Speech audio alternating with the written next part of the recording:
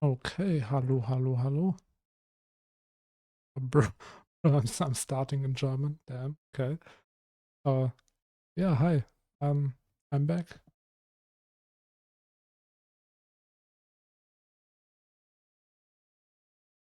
My new microphone arrived, so the sound should be a lot better now. But I'm still going to do some sound checks just to make sure.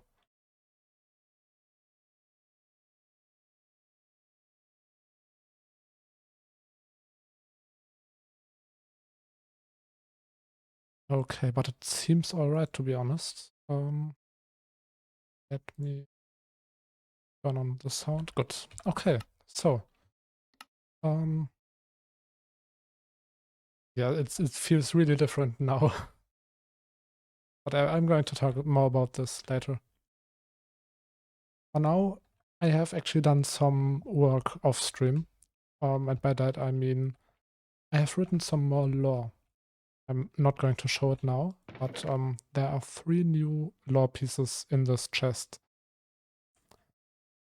Yeah, and here are the command blocks that I used. Yeah, I'm not going to show the lore pieces now because I still want you to experience the story by yourself. But in short, all these 3 nodes will be hidden within this village and nowhere else. I think I've decided that I want to hide the lore pieces in little collections that are bound to the area where they are in.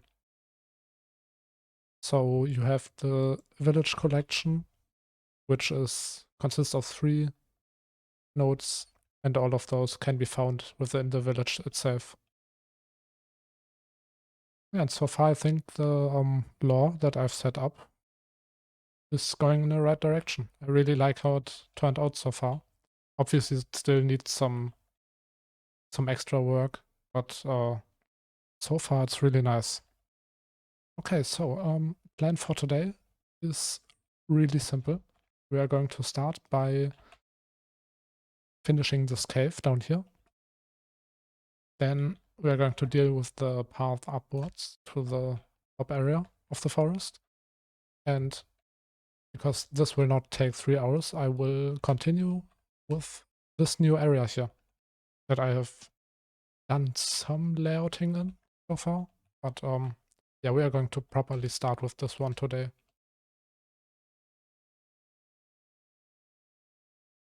Okay.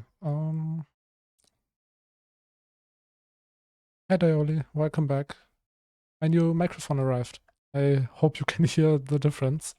I haven't done most of my settings, so it might still change later, but for now it should be a lot better than before. Yeah, so this cave. Or do I start with this little hidden one down here? Yeah, I'm going to do that first and then deal with the rest. Um, how do I decorate this? Do I just go with the normal cave decoration? Or do I make this overgrown? I think this is way too big. Not really a cave, it's just, well, let me fill it up a little bit. Yeah, you should hear a lot less background noise now. That was the painter. Freehand draw. Why do I use draw when I have weld? I still, still have to get back building.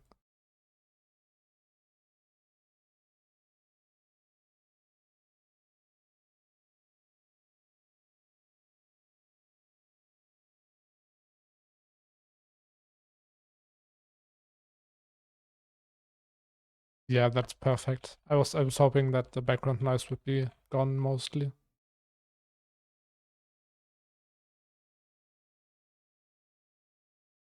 This is fine. Yeah, you've sent me the image and text. I've not learned all of it in my head now, but I have looked at it and Yeah, I know my time zone. Should be, yeah, well, now I want to say it. Wait. Yeah, UTC 1 or Central European Time, which makes sense, but yeah.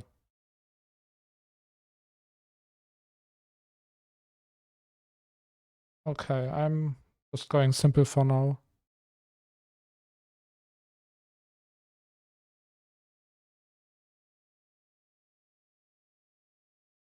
That's impressive. But yeah, I mean, most important is the Central European zone. And usually, like, I can't say every single time zone when someone asks. I just say my time zone and then I will figure it out. Okay, wait, what was I going to do? Walls, right. Painting this 3D mode is on.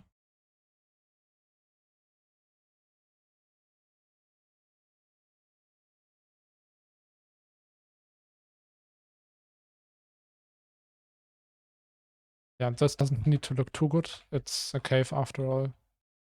And only a little hidden secret. Well, it's not really hidden, but you know what I mean.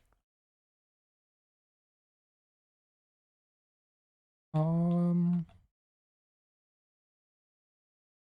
I could place some extra stuff. I haven't shown most of the caves in this map yet, and I think I want to keep it that way for spoilers.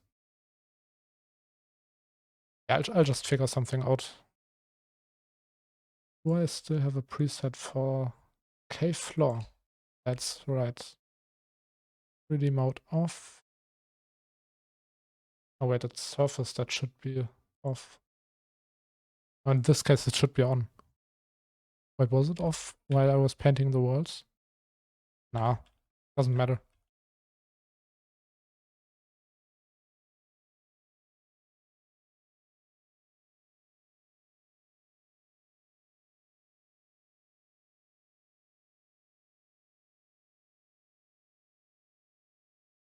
Oh right, it's summertime. I always forget about seasonal time changes. Why do they still exist? I don't know a single person who enjoys time switches.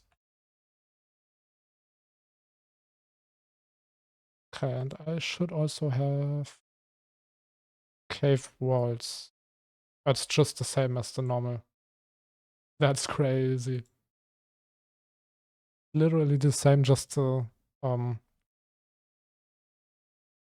in which they appear is different.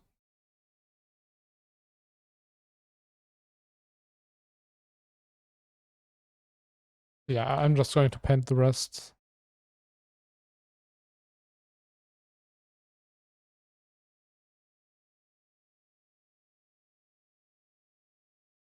Yeah, so UTC you said is 2 p.m. right now. So yeah, I'll keep that in mind then. So minus 4 hours from no, two hours from me. Yeah, because I'm +2, right? Okay. Yeah, it all makes a lot of sense, but it's still kind of annoying to learn. Okay, cave floor. That was not the floor that I just painted. I still have to figure out how reading chat while doing stuff works. It's really challenging to try to read while also trying to build. But I guess that's just something that you have to learn over time.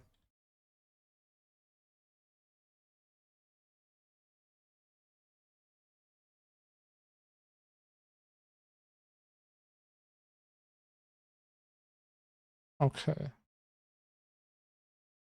So I guess the part up to the second part of this cave will be drawn with the normal cave preset that I have. And then I use the monument dungeon preset for the second part.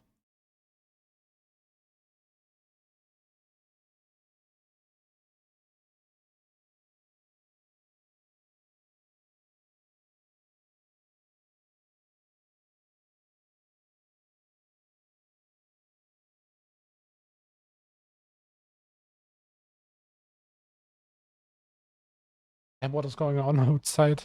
Wait, can you hear this? Okay, I don't know if you can actually hear it, but it's really distracting right now.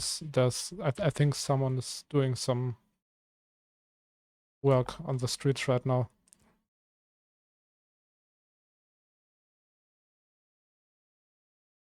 Okay, good, good. Damn, this microphone is really doing its job. It's really loud for me. I can hear them. I don't know what exactly they're doing, but I can definitely hear it.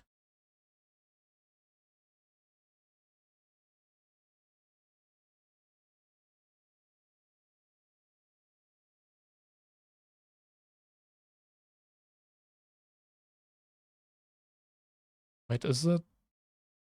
I think I've gone too far with the floor. Wait, I have a better idea. Give me a moment. There was this cave over here. No, I've shown it, great. I think I want to copy this gradient because it looks nice.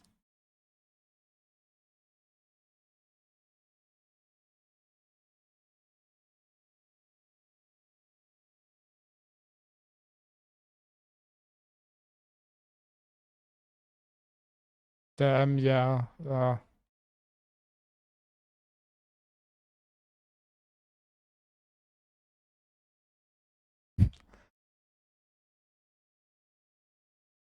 I don't have a car, so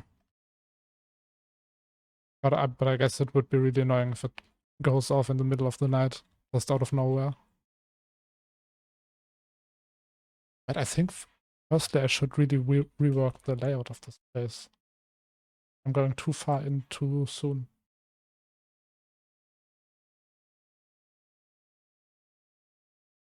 They're not stopping outside. It just keeps going. Do they really have to work now? Is this the time to start working?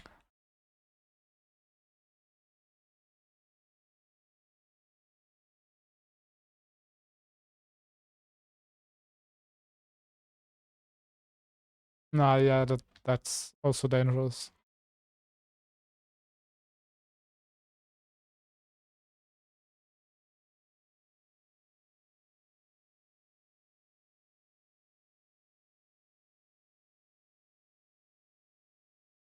Yeah, I'm sorry, I'm not really talking right now. I'm really, really distracted by outside right now. They are so incredibly loud.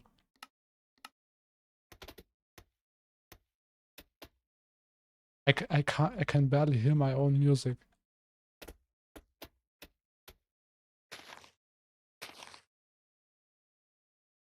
My window is closed, but I guess they're right behind me. So the sound kind of just goes through. I hope they stop soon.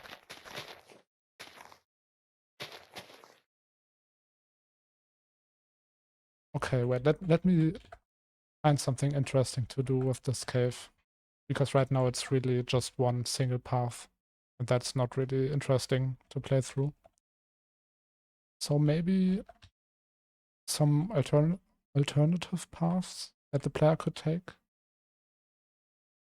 Maybe down here. Going into this room back. Yeah, that could work. And then just extend this one in a little bit. Maybe put an enemy camp here. Oh, there's more than enough space. I can keep going.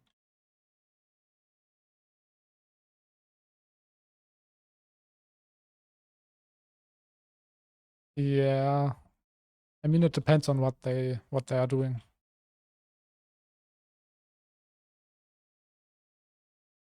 I can't really look right now. All I know, all I know is that they are really loud.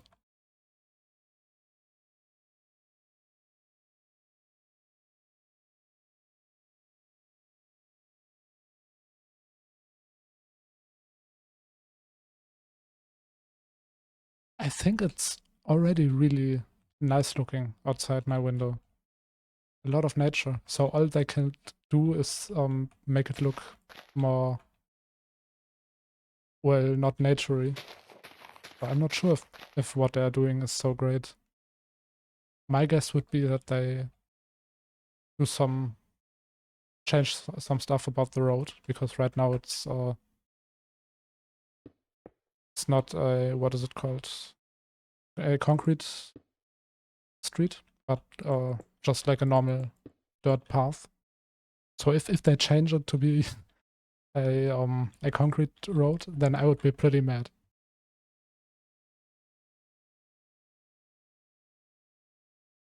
Nothing really happened.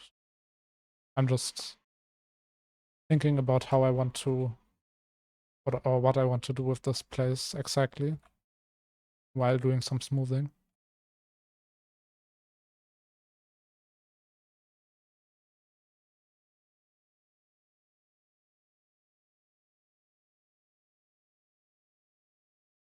Uh,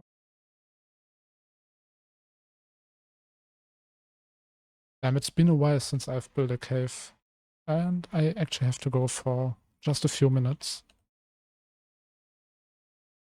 Um, one moment.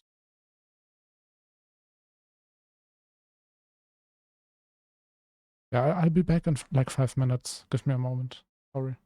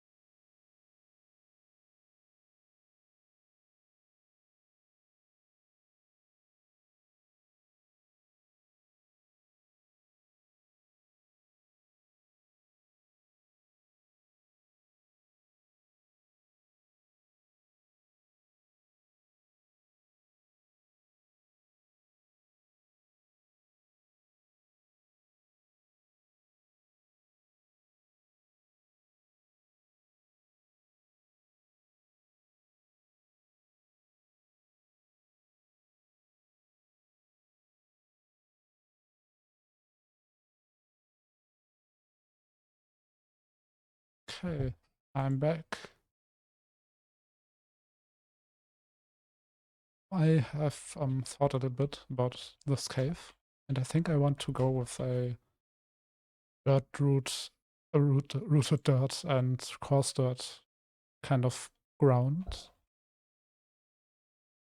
and then see where that takes me. And for that, I'm actually going to do a new pattern. 50% simplex should look nice. I think splatter would actually work better in this coarse dirt, and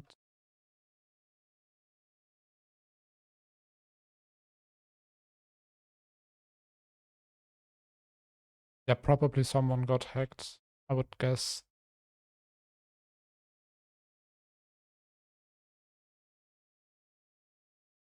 But usually if you see someone up in chat and get immediately banned, it's just a bot.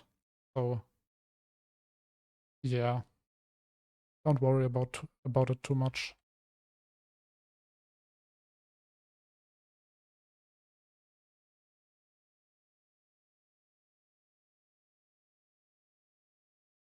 Did I? Yep, I did paint the row. Okay.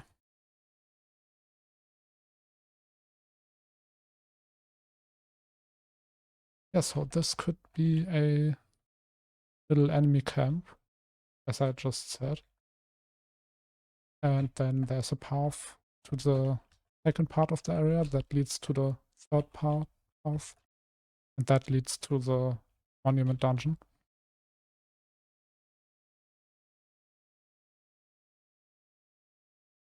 Yeah.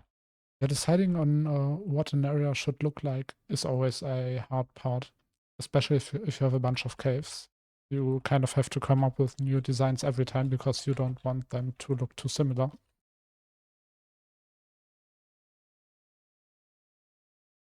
Yeah, I already have presets for the next area that I want to build, so that should be a lot quicker. And then I just have to see how stuff turns out. But the next area should actually go a lot faster and smoother. Okay, and for the walls, I want to go for a simple stone and tough look.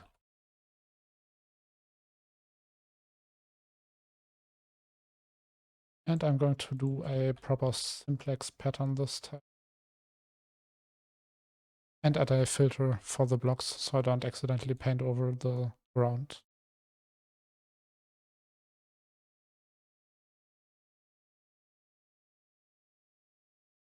Like this. Yeah, this could look nice. Increase the radius so I don't waste too much time on this.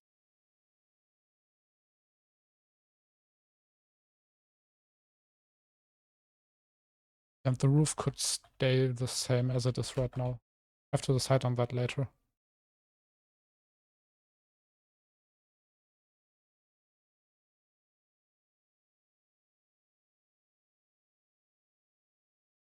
I'm actually going to do one part of this cave first and move on to this part later, just so that I can kind of work out the look of this area. Some greenery obviously would be nice in here. Though I'm not sure if it would work too great. Maybe, oh wait, I have an idea. What about some cobblestone pillars?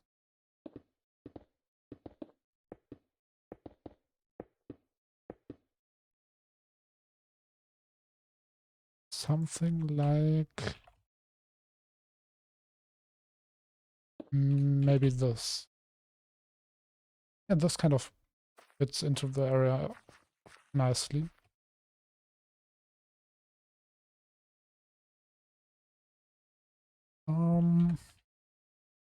Yeah, and then for the enemy camp, as I've shown last time, really just some simple wood stuff.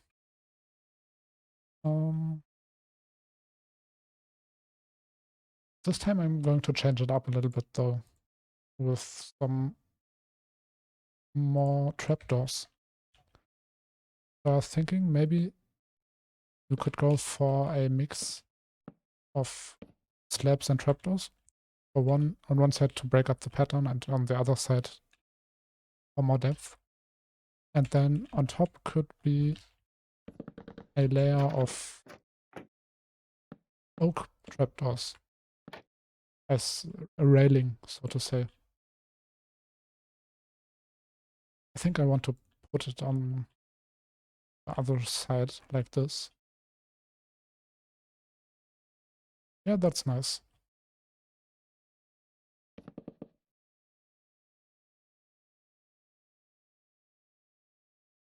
Oh wait, I replaces other blocks. Okay, I'll place it manually then.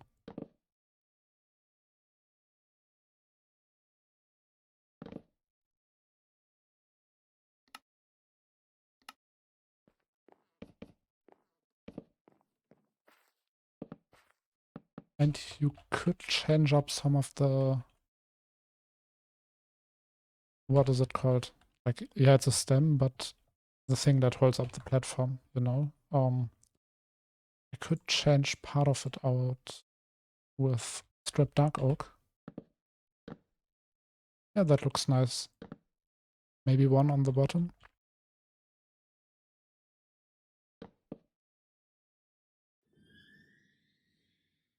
That already looks a lot better, I think.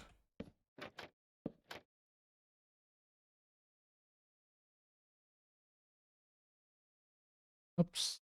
And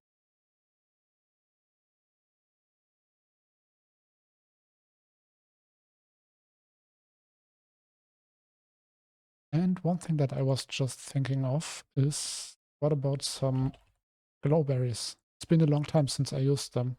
First time using them and last time was actually for the very first area of the map. So why not add a few more?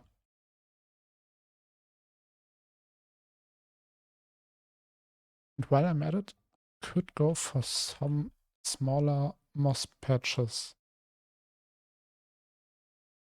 that are scattered around the area.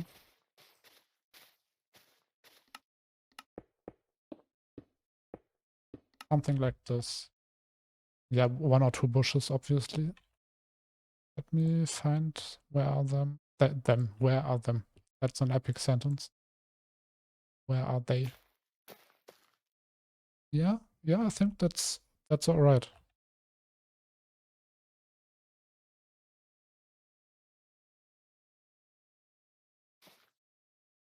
Just need to make sure not to overdo it with the glowberries.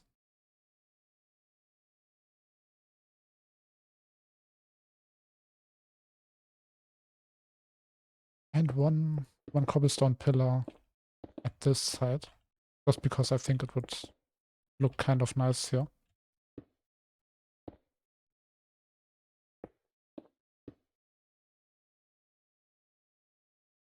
Yeah, to be honest, my skin, I wanted to change it for a long time now because, as you can see the hair kind of goes over the shoulders, and that looks cursed at some points, especially when flying. You can see it down here sometimes, and right now not really, but you can see that there's something down there. I actually do have long hair in real life, so yeah, the skin kind of tries to represent me. Um, it's not finished though, and I was kind of too lazy to actually finish it. Yeah, I've built the skin myself, just so you know. There was a time where I really wanted to learn how to make professional skins in Minecraft, and I have actually done a few, but kind of stopped because it's not really all that interesting. It gets boring really quickly. Yeah, and the suit is just an Easter egg from before I started streaming.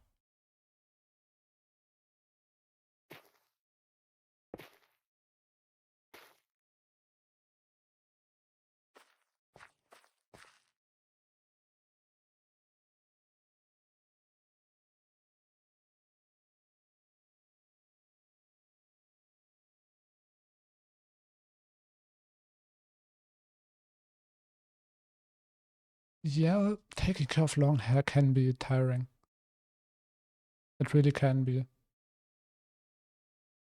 But it's not too bad. Like usually it's just the same stuff that you would usually do, even if you don't have long hair, and then maybe some extra stuff that takes like 5 minutes. It depends on what you're trying to do with your hair. I'm not really doing something special. I just have it. So yeah, not too much work there.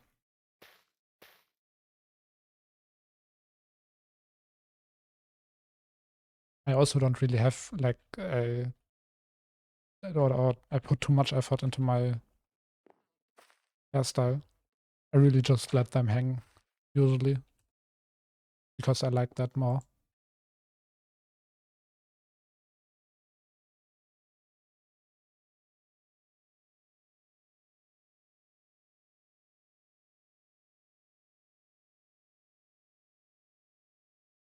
Ah, yeah, it's uh,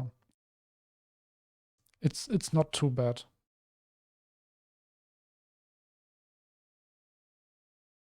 Where did my moss go?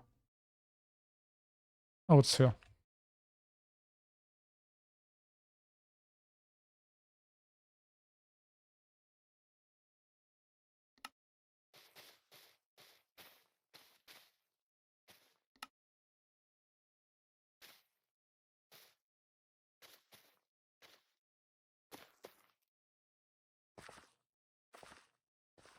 Yeah, so that's a nice patch for the cave. Maybe some more wooden structures, to be honest. Maybe one on this side. I'm really just deciding as I go. So,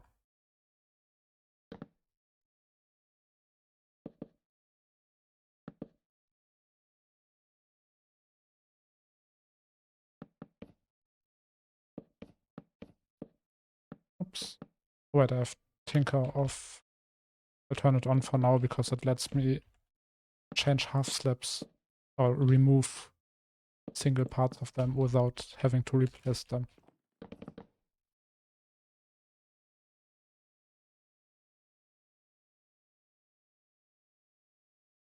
Yeah, having to cut, or if I had to cut my hair, that would be my worst nightmare, to be honest.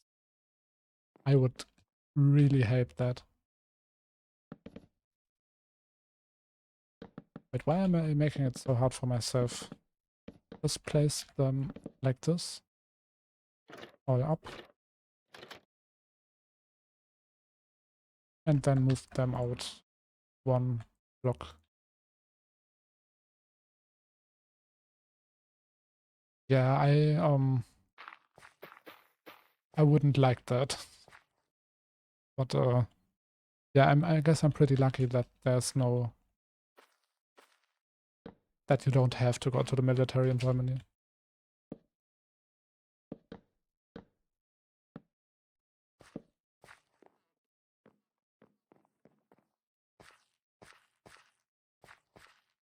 That doesn't really look too good. Maybe if I put a stair instead and then replace this. Oh, that's better.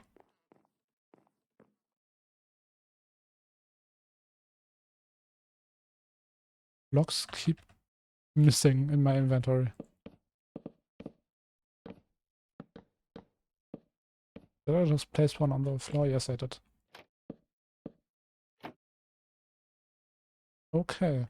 This place looks nice, to be honest. I like it. Wait, one thing that just came to my mind as I was looking at that rock. What if I just mix in some gravel here and there?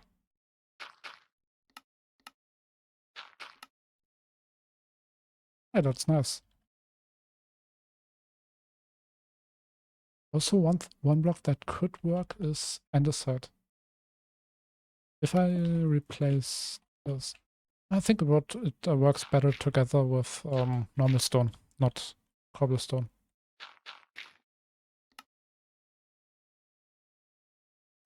Okay, this looks nice so far, but it still feels like something is missing. Maybe I could go for some dead bushes.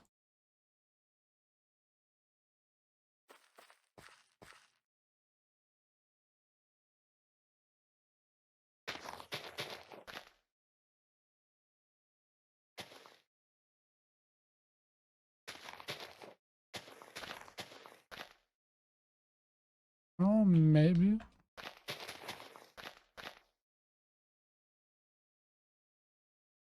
I mean, it's starting to look nice. I'm still not quite satisfied.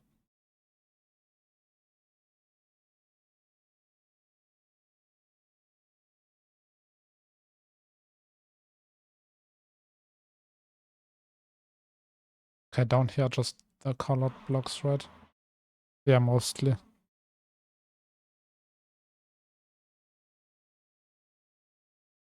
Wow, you really can't hear outside. That's amazing. My old microphone would have picked all of that out. Or up, I mean.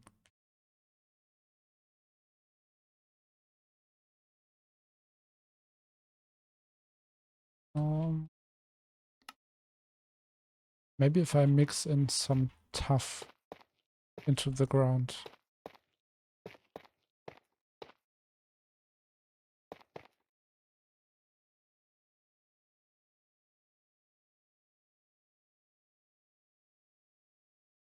Where did my mossy cobblestone go? Oh, it's up here. Okay. I'll just drag it down to this side. Yeah, I didn't do too much research. I really just looked up what are some good quality budget microphones. And this was basically the first one that I got recommended, and also the one that I saw the most. And so I just decided to go for it and hope for the best. And yeah, I think I'm happy with the decision I made.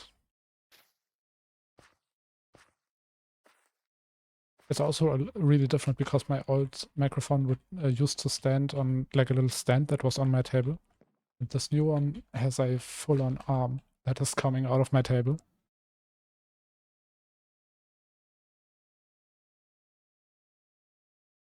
7 p.m. my time, so that's basically when I stop streaming. Great, so you then don't have to miss anything.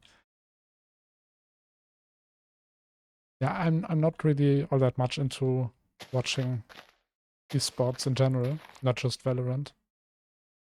I don't know, I'm more on the cozy game side of things. I do like my action games and stuff, but competitive is just not really my thing, to be honest. But I do respect competitive esportlers. Oh, wait, can you actually say that? Sportlers? I don't think that's an English word. It works in German.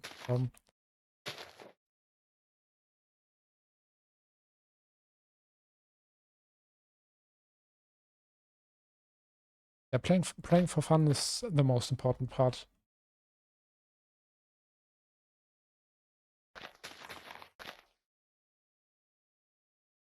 I mean, if you insist, you could send me the link, but don't expect me to watch the whole thing. I might just tune in 1 or 2 times, see how it's going.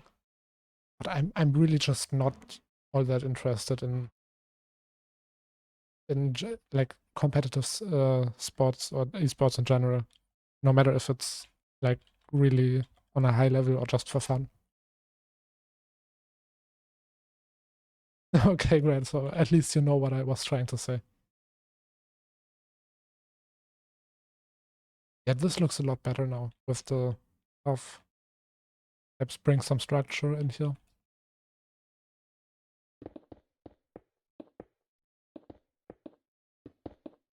And I was just thinking, um, I already did that for the upper forest. But what if I do it anyway again? Around the stone with terracotta?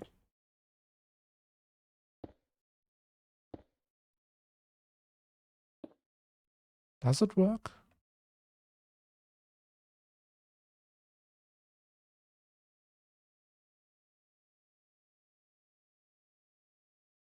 Okay, okay.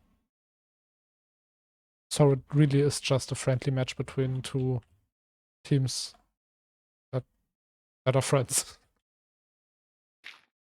I was kind of trying to find a word to describe friendly matches, but I already used the word friendly matches, so my brain stopped.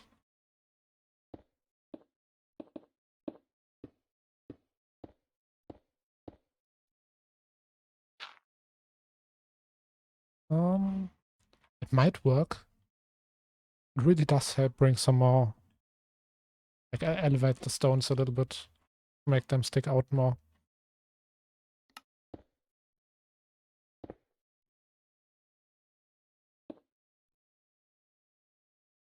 My floor is vibrating from whatever they are doing outside right now.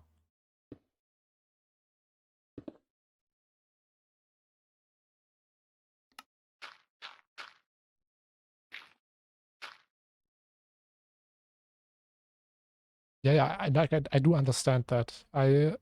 It's not like I don't understand the fun behind sweating in the game. I have actually played Marvel Rivals when it came out. I'm not a fan of Marvel, to be honest, but the game is so incredibly fun. And I actually tried to do some ranked matches. Only problem is that the matchmaking is really, really bad. And so that was what kind of made me quit the game. But I do get the fun and appeal behind sweating for the win. I'm just not really into watching it most of the time.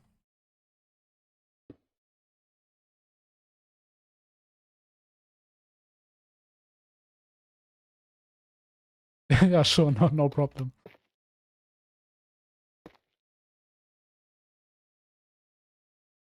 Also, I played Valo when it came out. I think I've already told that story. So I do know a little bit of the game.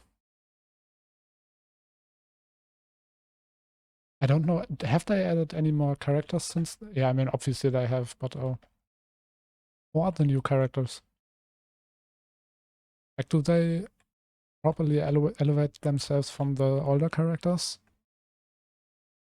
That might be a problem, especially with tactical ability-based shooters. That some characters tend to feel really samey after a while.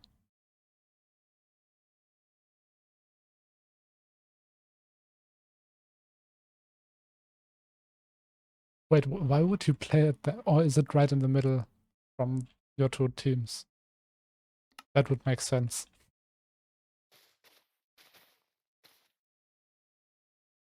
To be honest, doesn't even need moss at this exact point. How do I distribute the moss properly? Maybe if I have it be kind of connected and follow the walls, that could work.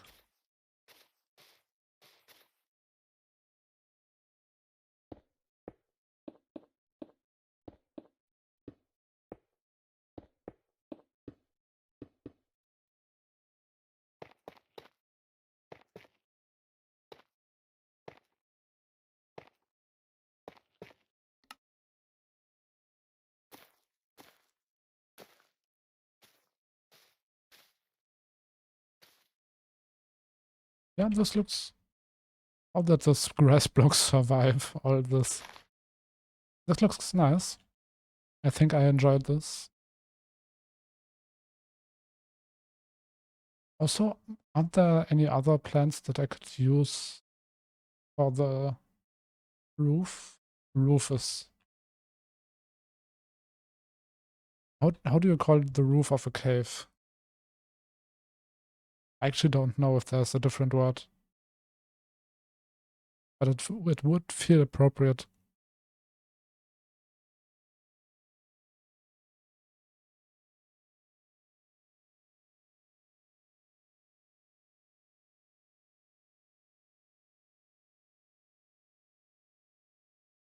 I do want to work with Skulk at some point.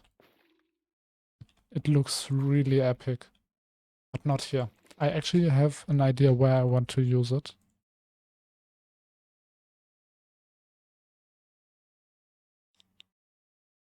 Oh, well, I'll just go with a roof for now then, and figure something out for later.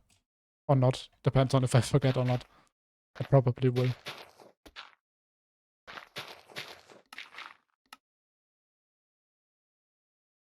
Okay, I don't want to overdo it on glowberries. What else have I used for? I mean, okay, vines obviously work. Also, yeah, small drip leaf. The bottom part is really nice for stacking for some reason. You shouldn't be able to use this item in normal Minecraft, but Axiom kind of makes it possible, which is really nice. You can see I've really used it everywhere on the map.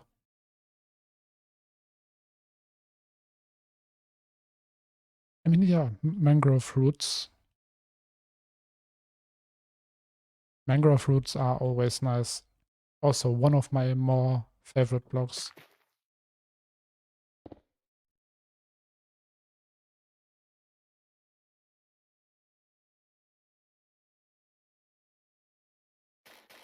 Maybe if I just let some of them down from up here. Does it look weird? A little bit, maybe.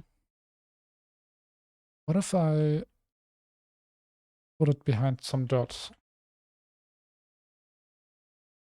Or in front of dirt?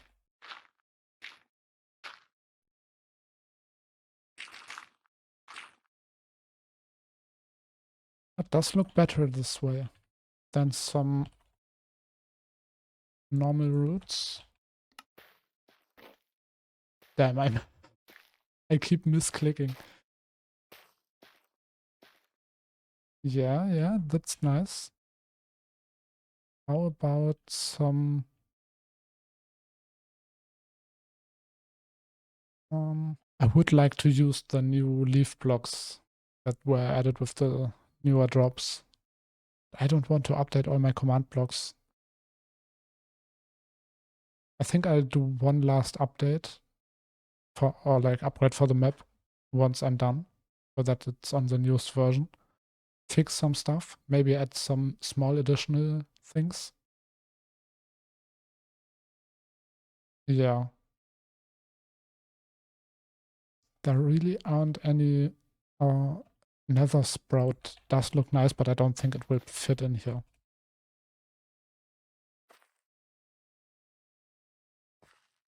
I mean, yeah, you got to prepare for a match like that, obviously, so no problem there.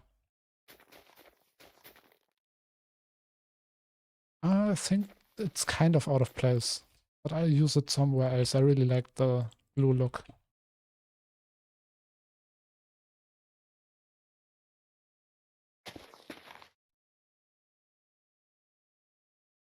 But honestly, this doesn't even need much more. It really does look nice the way it is now.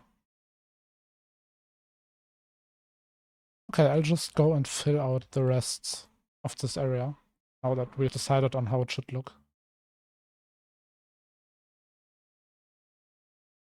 Letter. 6 is too big. Okay. Alright, I'll stick with 3.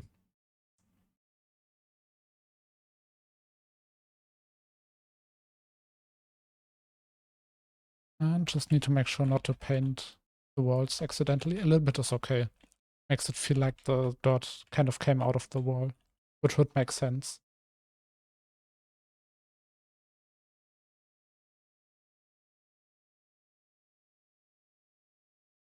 And then this is the part where it goes outside. But to be honest, the hole is really small, so I could just do it like this. Yeah, and I was thinking this little beach will be primarily used to get back up once the player falls in the water, if it does happen. But I could still hide some stuff because most of the players probably won't reach the back part here. Also, I do see the color change. So I could hide something here. And also, I think, I'm not sure if I do it today, but as we can see, it's really empty underwater. So I do need to add some more to make it look interesting. Yeah, so there's enough plants that will probably keep me busy for a while.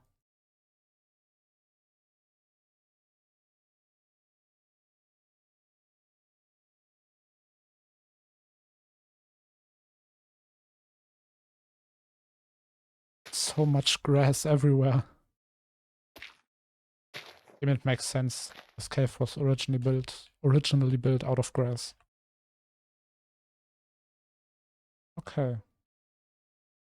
Back to the walls, and then I can finish up decorating.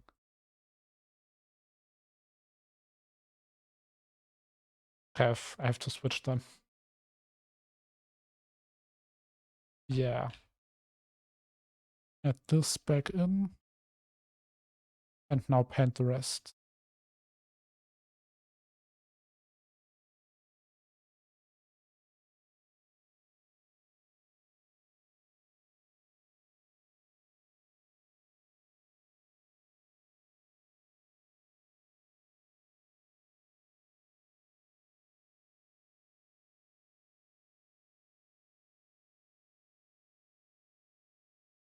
Okay, nice. Any walls that I've missed? Doesn't seem like it. Right, this goes out too far. 2, please. Alright. Now down here. And there will always be some spots that I will probably miss. Also, I painted only the surface again. Oh man.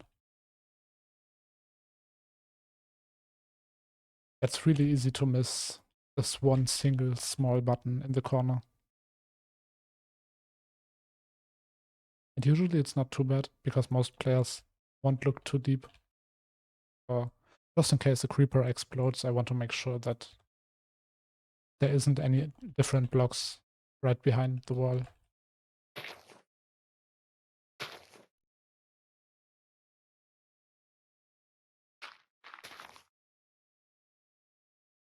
My phone keeps begging me to upgrade, to update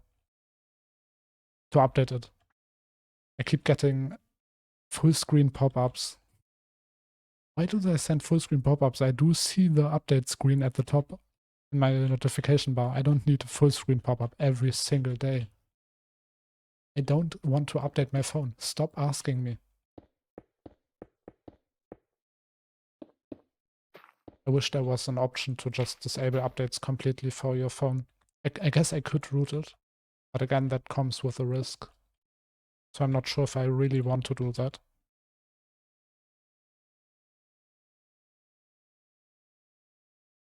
Yeah, also I don't like the new Android UI changes. I don't want my look to phone like an Apple device. I don't have an Apple device because I don't want one. So why would my Android phone try to force one on me? It's like, if I want an Apple device, I'm going to buy one, but I don't. So I don't want one. Stop asking me.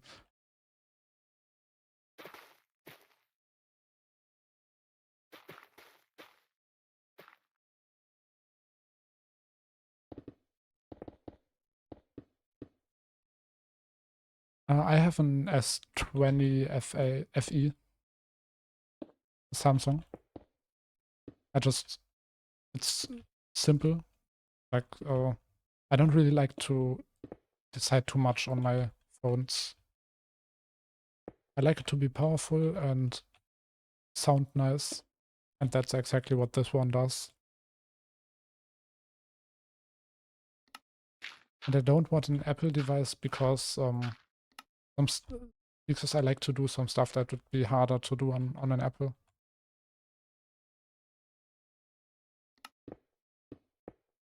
And also I don't really enjoy Apple's UI design. I'm already not too much of a fan of the Android UI, the one I have right now, which I think, what is the newest version? Let me check.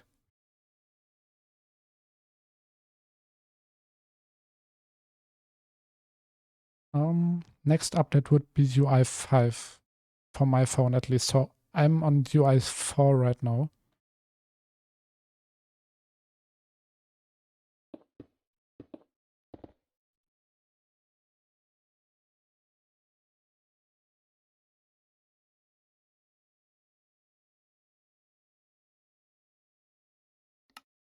To be honest, I don't know too much about the different phone series. Like, I only know that the S series, in what order they go. I have never really learned about the A series. Yeah, I'm not too much into phones.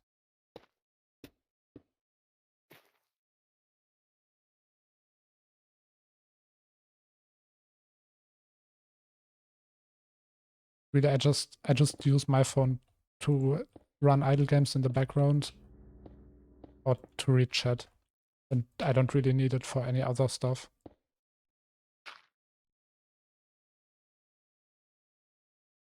I have a PC for that.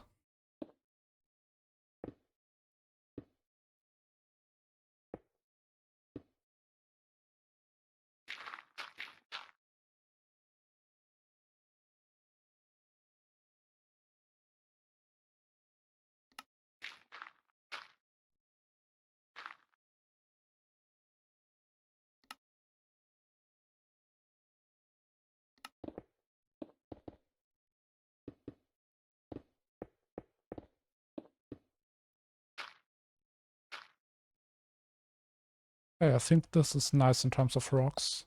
Don't need too many. It's going to be filled with different stuff anyways, so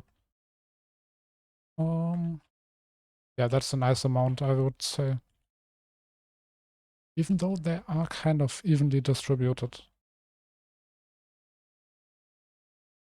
Okay, you know what? Just to break up the pattern, I'm going to add one extra. And it's going to be right here.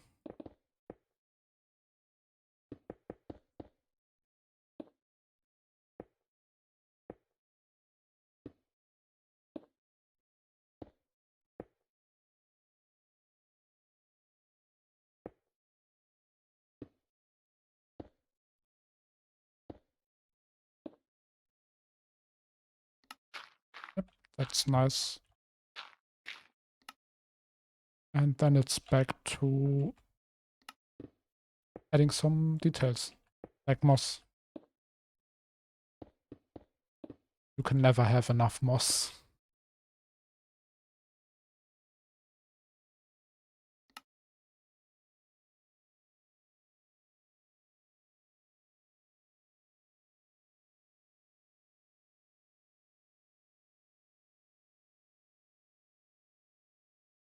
Yeah, also the cost of an iPhone is way too high for me.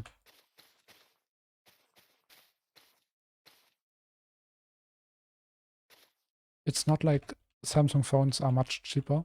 If we look at the newest S24 or 25, I don't even know where we're at right now. I would guess it's 25 because it's the year 25. But that phone, I think, costs like 2,000 euros. And that's that's just way too much.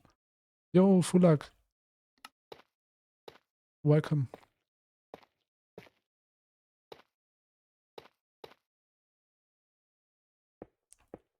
Yeah, my phone is enough. Don't really need an upgrade.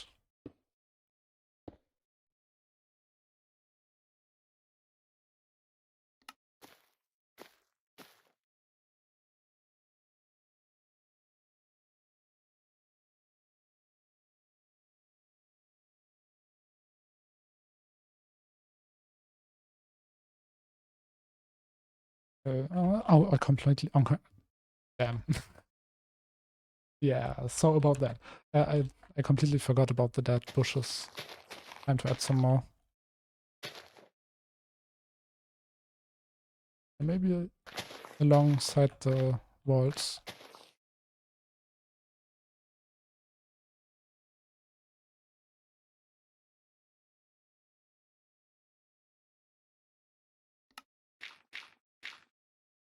Oops, that was the wrong block. Oh, come on.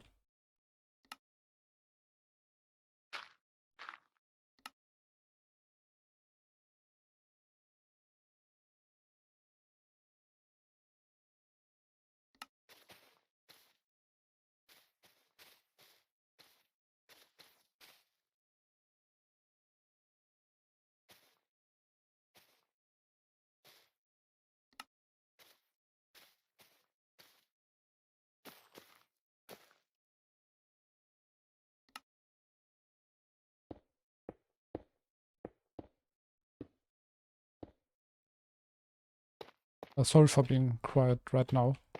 I'm just concentrating a little bit. This looks nice. I like it.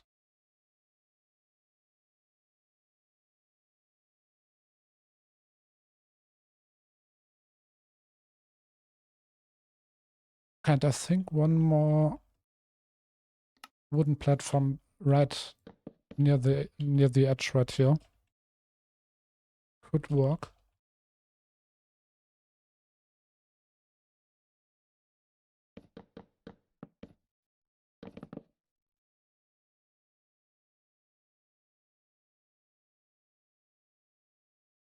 Oh yeah, I can actually show you how it turned out. I used a little bit less than I originally showed, or have shown. You can see I mixed in some more grass because it fits really well. And then I've repeated the same for the area down here. Oh yeah, this is how it looks right now. It's completely finished.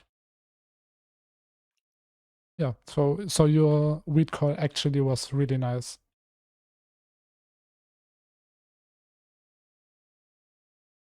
It did help a lot to make the area feel more alive.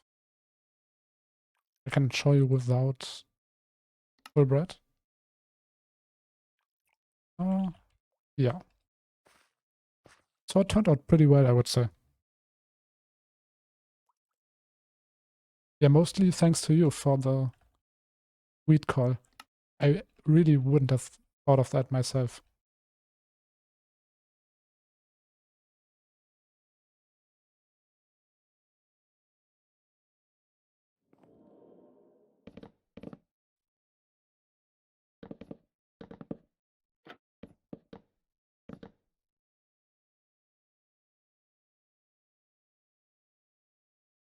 Yeah, I'm not too stressed about affiliate stuff.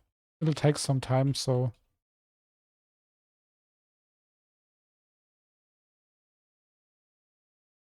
but one day, hopefully.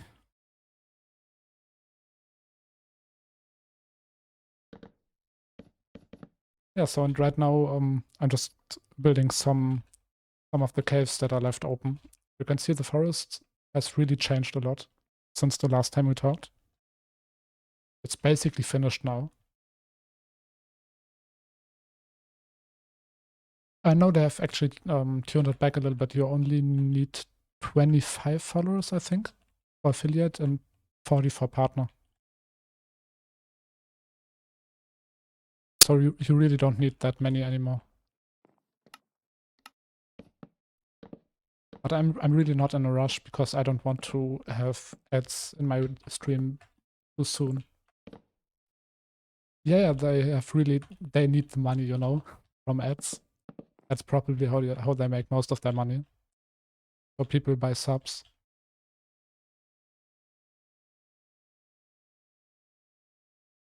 Yeah, and so they've massively decreased the requirement,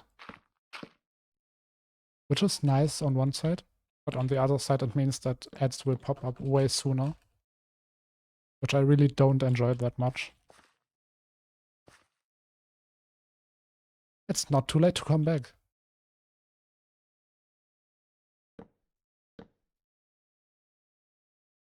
I mean, you could probably reach that pretty quick.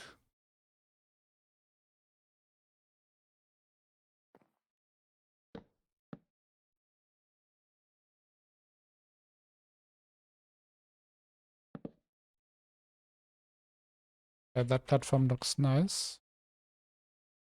Some more moss around it.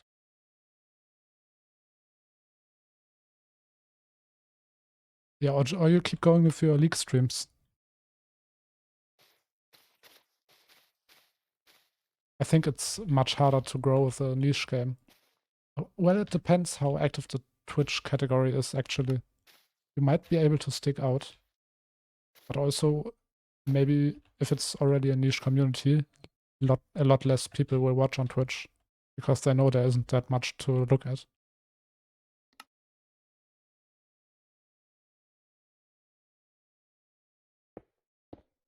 Damn, you really remembered all the requirements, or did you just look them up? I hope so.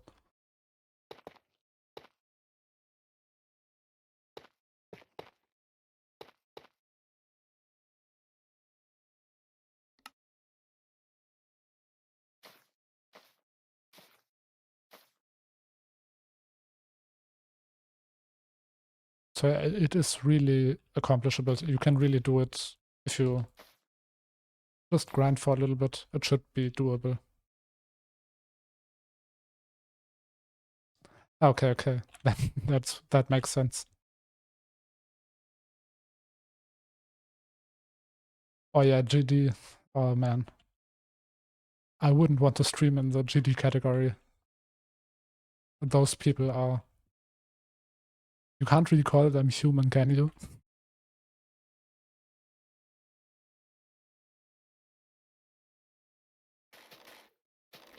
Yeah, I kind of had to quit the whole community because, I don't know, it's not really comfortable there anymore.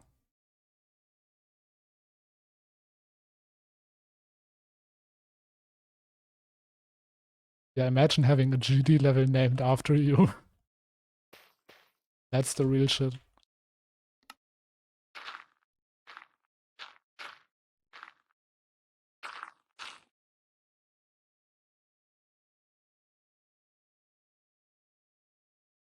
Yeah. I remember that one German streamer who I think was originally trying to verify firework, who got basically bullied out of the community. It's so sad.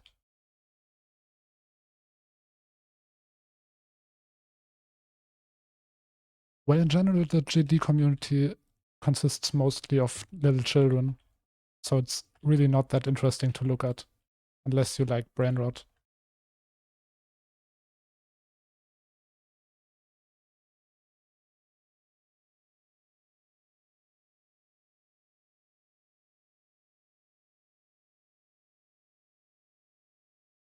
Yeah, that's kind of why I quit, because it wasn't really a mature community that you could properly talk to.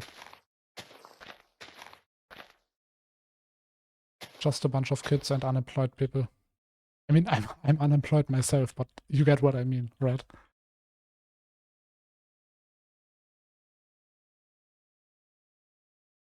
But yeah, I mean, the game itself is amazing. It's really just a community that's dragging it down.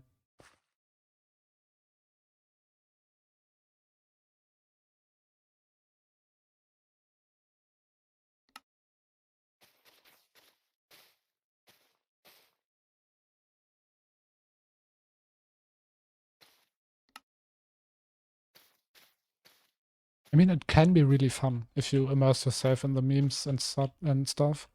But as soon as you start to interact with the moderators or the creators, it can get really toxic and annoying.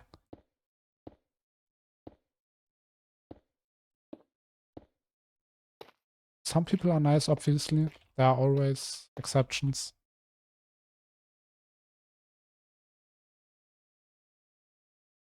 Yeah, that as well. There's basically not a single day without a new controversy. You can't live in the community without getting in a bad mood because of stupid stuff that happens every single day. Stuff like someone cheated again, or someone stole a level, or whatever. Or another verifier was kicked from a project. It's really the same thing over and over again, and you get tired of it really quick.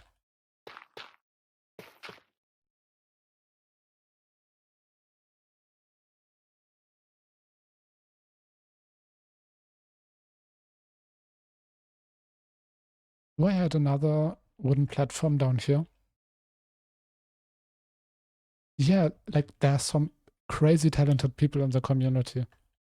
People who really build masterpieces that like GD has really become more an engine and a platform than a game itself.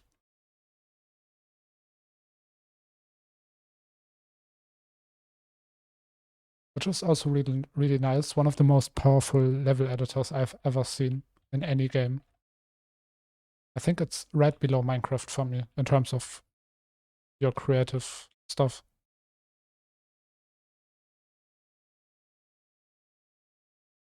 Yeah, I don't think this needs another wooden platform. There's already enough.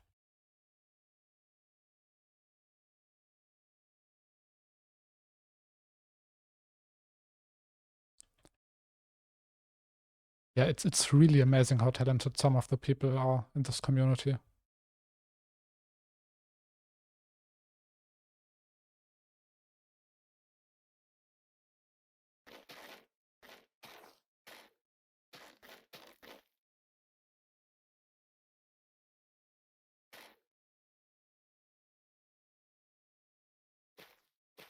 Yeah, it's really hard, but also really easy to miss some of the controversies with how much there is.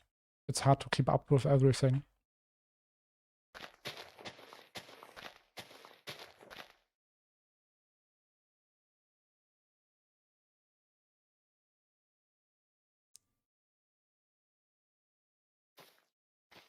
Yeah, give it like 20 years when all of the GD players are grown up, and maybe then it's worth to come back.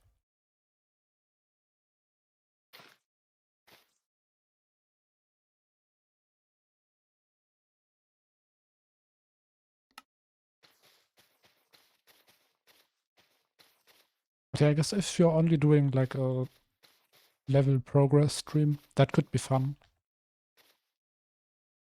It's still nice to have some way of tracking your progress. And streaming GD levels can be really rewarding if you look at chat and you see all the people yelling go and stuff, you know. That's one of the nice parts of the community, I think.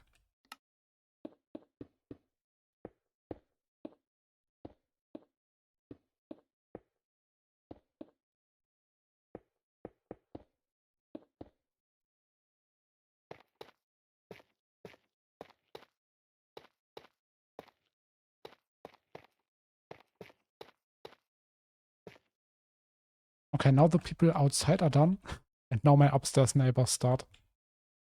Oh, I just can't get a moment of silence in here. It's so crazy.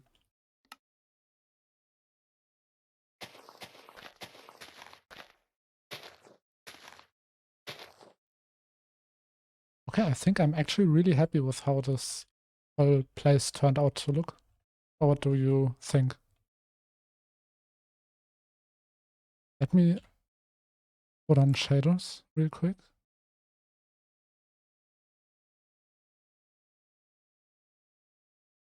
And change flight direction.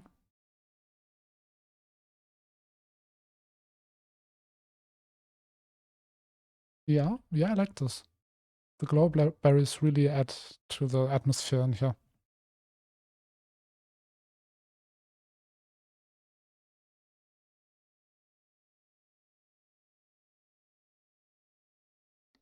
Okay, time to turn shadows off again.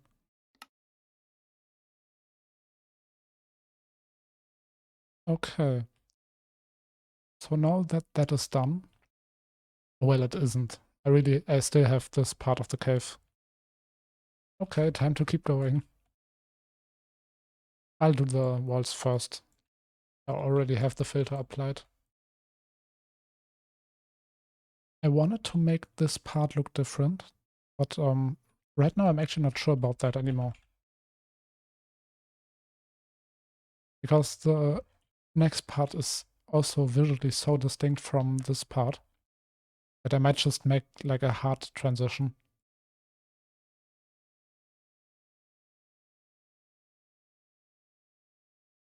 No, obviously not. I don't have any characters that I could be, you know, um, that doesn't really work in Minecraft most of the time. But in terms of marketing, I already have some ideas.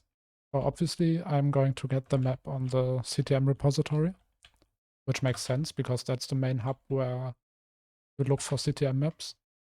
But then I also think I might do some posts on Minecraft subreddits bunch of them. Maybe the normal Minecraft subreddit / Minecraft builds would also be a nice place. Of course, trailer for YouTube.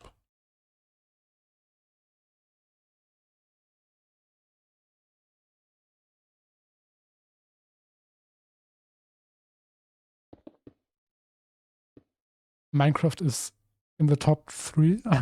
Are you sure? I mean, I believe you if you say it, but that's concerning.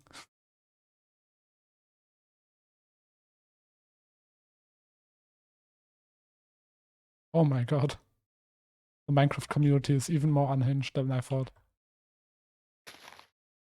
I usually stay away from this side of the community.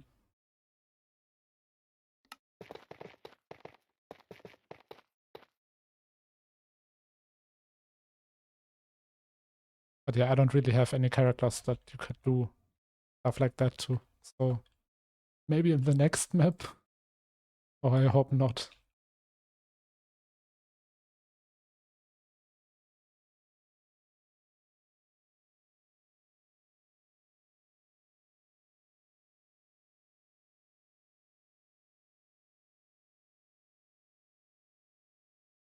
I mean, for now, the characters in this map will probably just be normal villagers, because I don't want to really add a custom texture pack.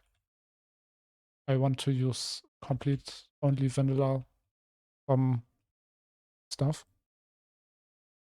But at some point, once the map grows in size, it will become impossible to avoid making my own texture pack.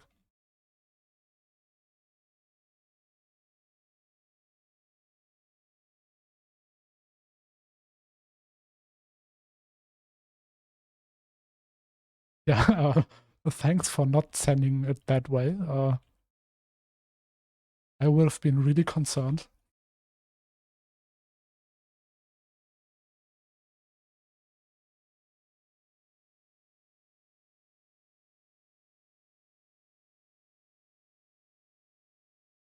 Ah, that's fine.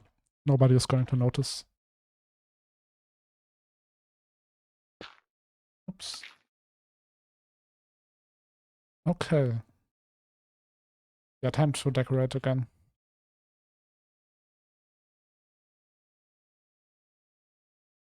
Some stones. I'm just going to do the rough shape of the stones for now.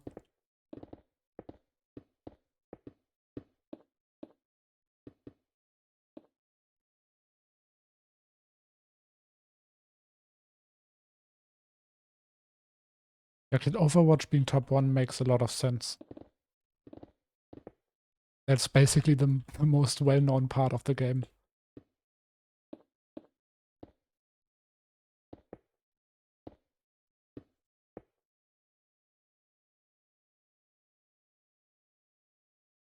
I would imagine League being on there as well.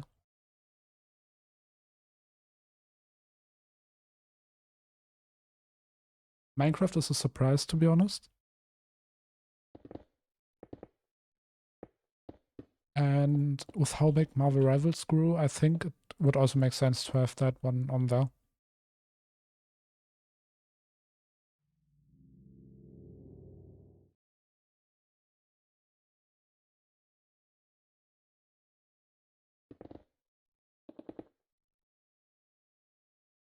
Wait, no League?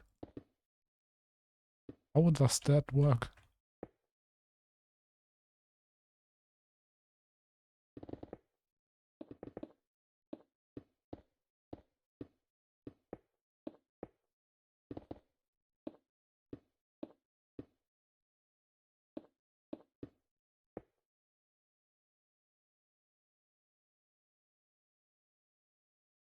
I think the Minecraft stuff started as a joke, and then somehow people actually liked it for some reason.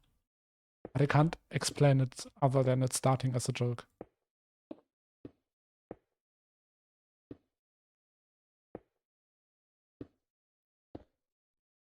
But I don't want to think about that one too much.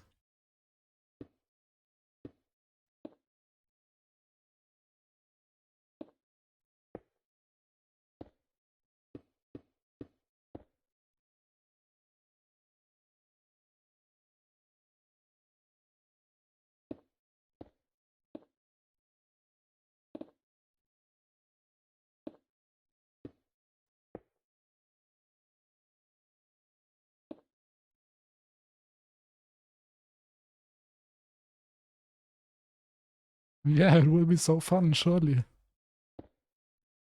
Everybody is going to laugh. Nobody is going to take it seriously, obviously. Why would they? It's just Minecraft. Yeah, that's what they said.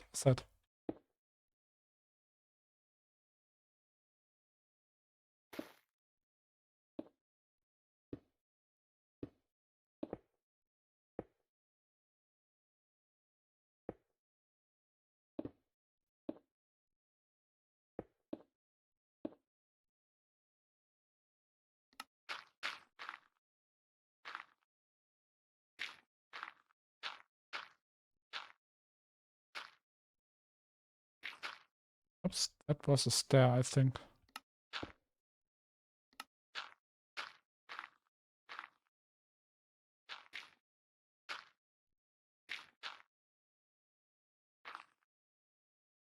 Okay. Yeah, the area up there is already completely finished, so no need to worry about that. I can just move damn, move on to the next area once I'm done with this.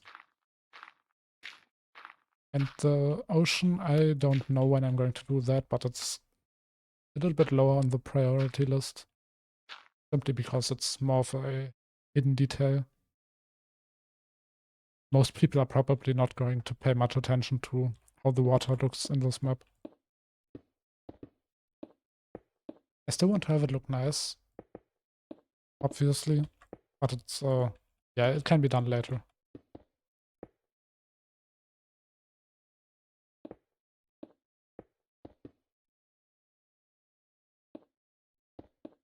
But yeah, coming back to the marketing discussion, I already have a lot of plans how I can advertise this map.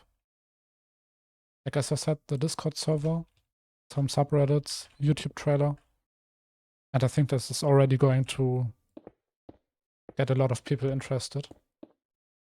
And then also next plan is I want to make a playthrough of the map myself. So I will probably, once the map is finished and uploaded, I will play through it on stream live once. Put that into some edited videos and hope that YouTube recommends it to some people. Yeah, and I think that's actually enough marketing for a Minecraft adventure map. Don't need to go too crazy. Also, it's my first map, so yeah. Second map will be a lot more effort in terms of mechanics, I mean. For now, I just want to make a basic CTM map, like how you would expect one to be. I mean, this map also has some special mechanics, but not as much as something like Ragecraft 4, which I think had a lot of spells, especially. Some maps go crazy on the mechanics.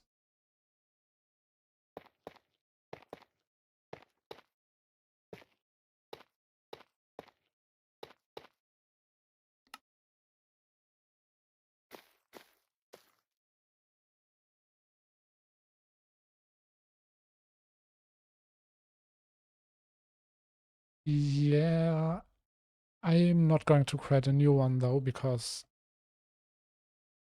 I don't really feel like moving on from the one I have right now. I know that it's probably not bad in terms of, not good in terms of views, but I would rather try to revive my current channel than open another one. Simply because I already have some people at least who are watching my current YouTube channel, and I would obviously, I mean, it will take some time till that happens. And till then, I will also have uploaded some videos of the building side of things. I mean, there is a chance that YouTube says no and just doesn't recommend anything, but that usually doesn't happen. You can revive a channel if you start uploading regularly again. Like my archives channel might be really new, but it's also really doing well. YouTube is doing its best to recommend that channel. And I also like to put all my links in the description. So some people who watch the archive might be interested in looking at my main channel, and that could also help.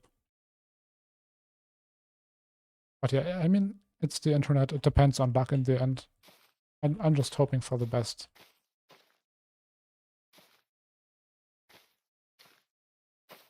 But yet, I mean, you're right. YouTube really doesn't like dead channels. But I mean, I do post 1 or 2 updates every year, so it's not really dead, right?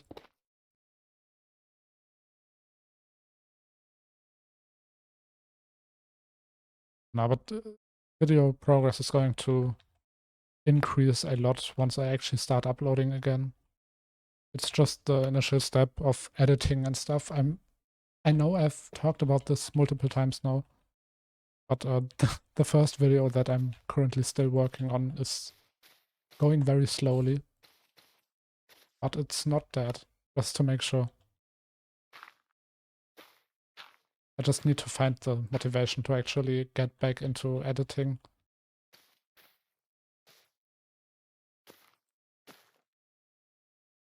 I would do it right after stream, but I have this routine of rendering the current stream after ending and then uploading. And that usually, like, rendering takes roughly 1.5 hours, and uploading also takes roughly the same time.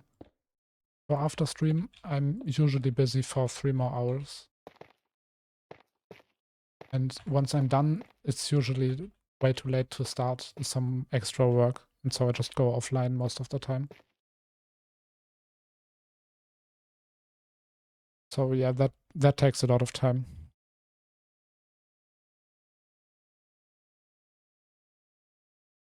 Yeah, I mean, compilations of like the daily grind, some clips would be nice, maybe. Also, commentary is a really important part. If you only do clips, then those clips need to be really good. And if you want to make like commentated videos, I think that would be a lot easier. Like writing a script, then editing the video according to that. I don't know, like if I think of Valorant YouTube content, I would go for like the compilations of clips and then commentating over them. Like kind of a recap of a match, you know? You take all the matches in a day, you write a quick recap script, talk over it, show the best clips. That's at least what I would do if I were to do anything.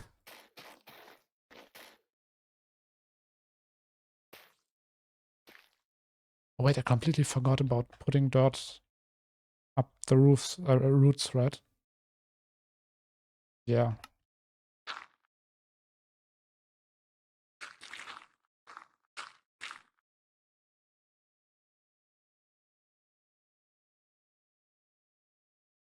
Yeah, but I understand the lazy part of that.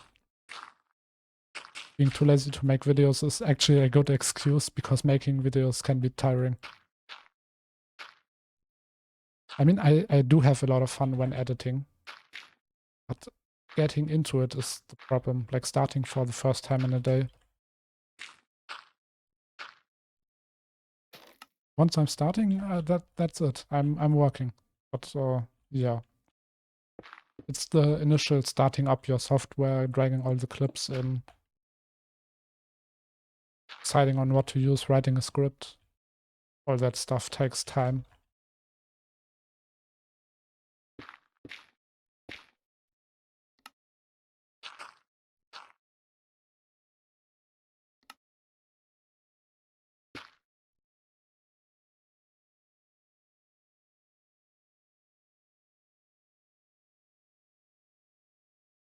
Okay, and this part also needs some more wooden structures, I think. Maybe some towers this time. I mean, the roof is high enough. I could maybe a 3x3 tower right in the middle.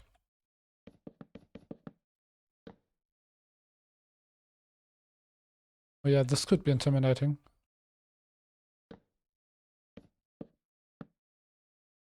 So it does block the entire path, which is not really great. But I think I have a better idea. A better idea. Not an.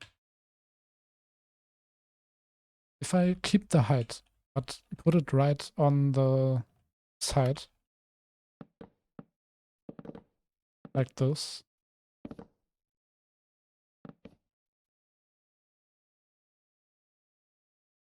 Yeah, then obviously it needs some stairs to connect the beams.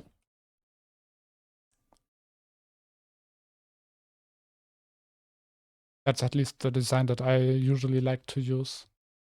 Simple, it works.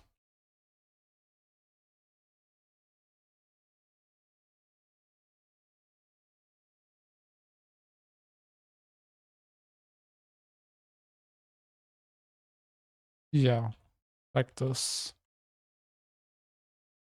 And then while I'm at it, I might as well just replace the stone thread here with another beam. And this one as well. It looks like it's shoved into the side.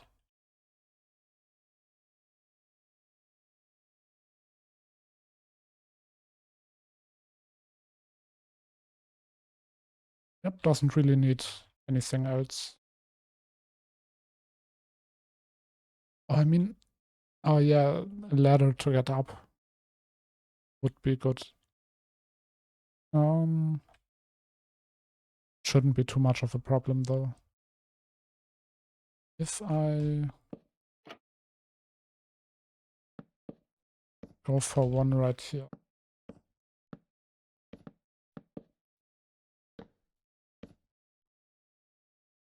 Oh wait, no, that doesn't work. Stairs?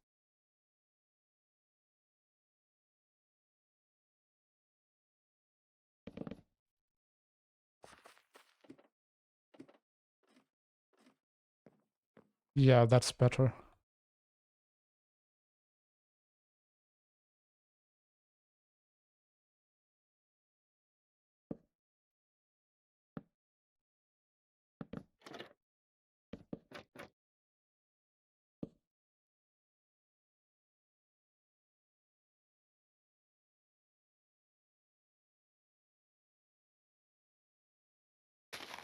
Oops. Okay. Just replacing some of the floor with trapdoors again for texture. Okay, this could look intimidating if there are some skeletons on top. Then I could also go. I don't know. I was thinking maybe adding a platform that goes along the side right here. But I'm not sure how well that would fit. Especially since the cave isn't that high.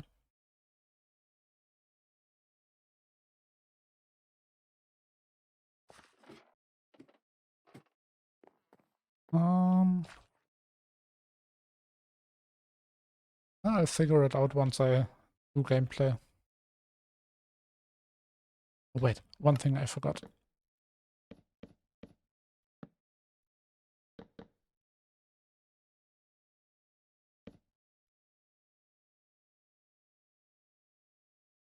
Yeah.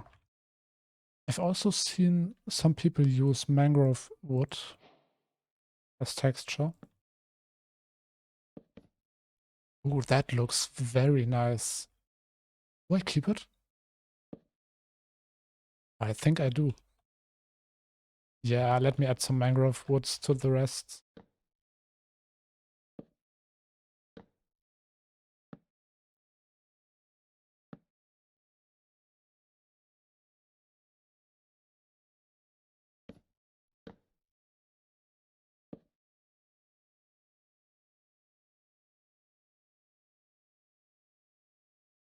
Yeah, sometimes copying a block palette isn't too bad. I mean, it's what I did mostly in the beginning. And that also limiting yourself to a block palette that someone else used can really help to get an understanding of how to use blocks. For a long time, I tried to learn the Hypixel build style, like how they build incredible structures with only 1.7.9 blocks, like the really old ones, and they are really limited to only those blocks, and their builds look so incredible. And so I've dedicated a lot of time to learning how they use these blocks, how they build. I went through Hypixel. I took, I don't know, maybe 50 or 100 screenshots of everything, analyzed all of their block placements, learned a lot from that, and then tried to reapply some of their tricks to my buildings. And that has really massively improved my building skill.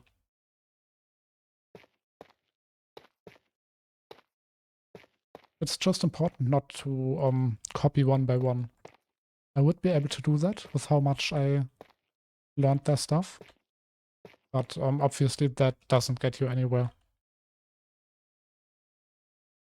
Most people who know would probably call you out immediately.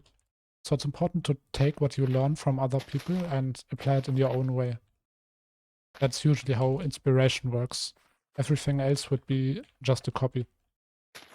But yeah, Hypixel has some incredible builders.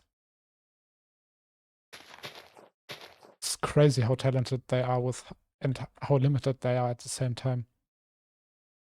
Only using those old blocks and still being able to build stuff that many people with newer versions can't do.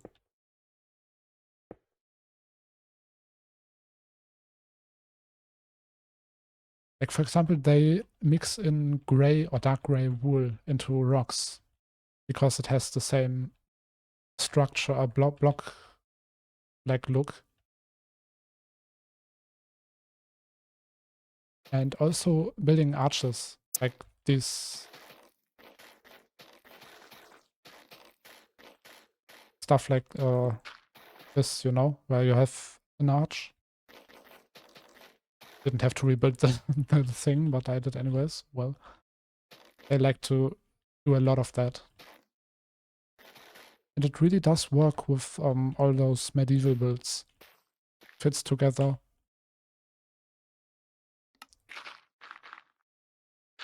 Yeah, that team is really talented. I wonder how the buildings would look with newer blocks.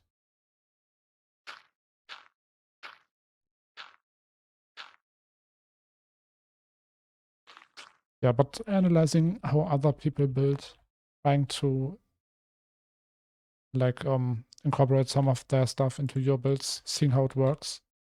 That's a nice way of learning. That's also how I learned a lot of my newer building techniques. Most of the basics I've learned from just looking at other people's builds. And it's still teaching me new stuff every time. I like to look around some Minecraft subreddits that build a lot of stuff. Just look at their buildings, look what blocks they used, how they used them. Yeah, that's a really great way to learn. As long as you're not one-to-one copying stuff, obviously. I shouldn't need to say that.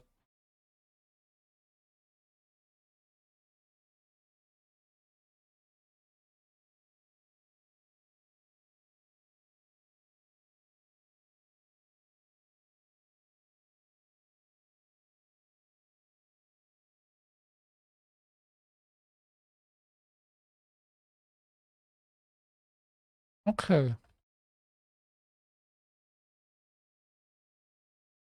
the glowberries don't grow.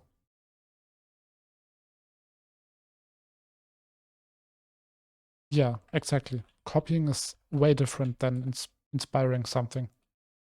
or being inspired by something. It's really important to keep those two apart.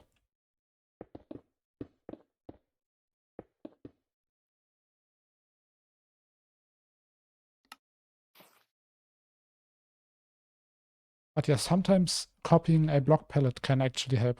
That's the one part where I would say copying works, because it helps you get an understanding of how people use specific blocks. As long as you don't make it your main way of building, as long as you only use copying as a way of learning, that's all right.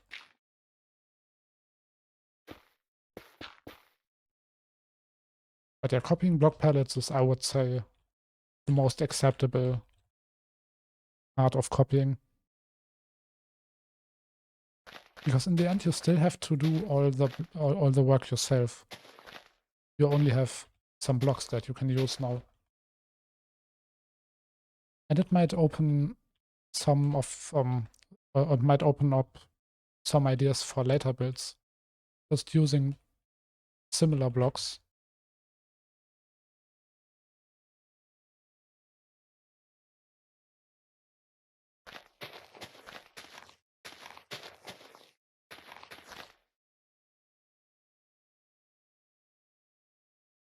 Yeah, I think the next thing I want to learn in terms of building in Minecraft is proper shading using blocks.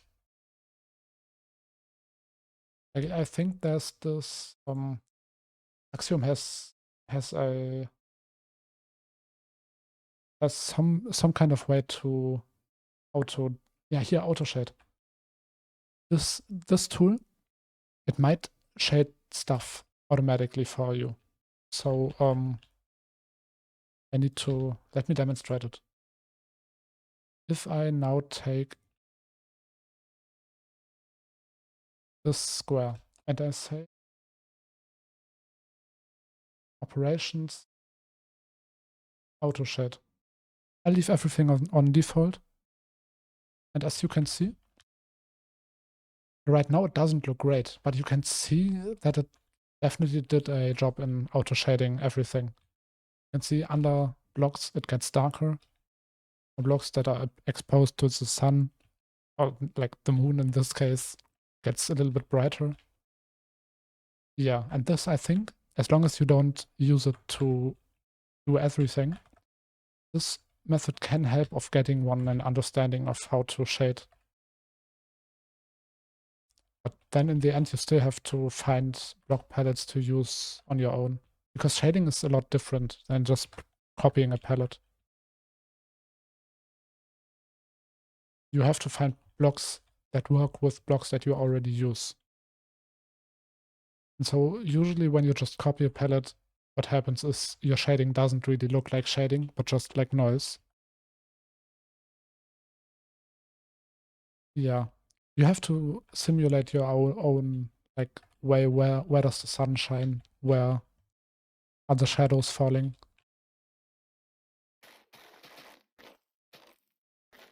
And that's also, I think if you know how to properly shade using blocks, that will elevate your builds to a whole new level.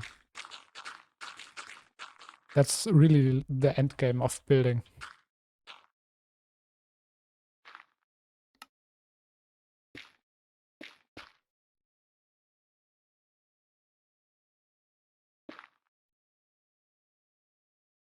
Okay.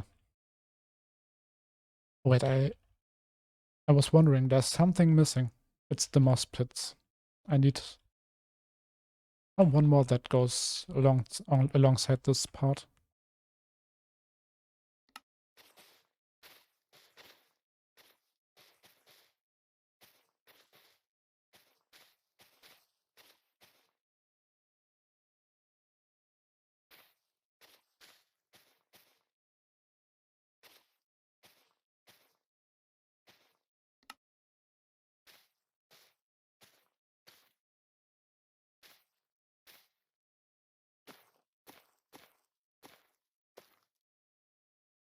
Okay, just some more bones, and then we can move on.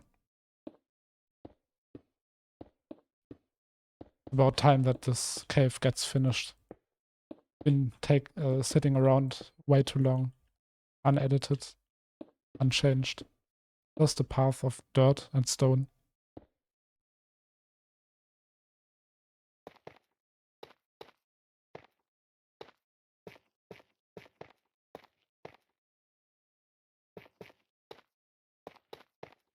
And one thing that I might want to do before moving on, I just thought of that. There are a lot more wooden structures throughout the entire map.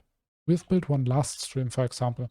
I would want to go back there and just add some of the stuff that we've just decided on, like mangrove stems, changing the railing, some more texture on the ground. Yeah. This is obvious enough, isn't it? Yeah, you can clearly see that there's an entrance here.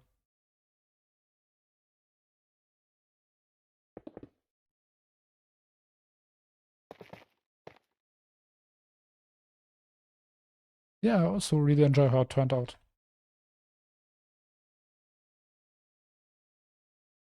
I think the blocks work really well together.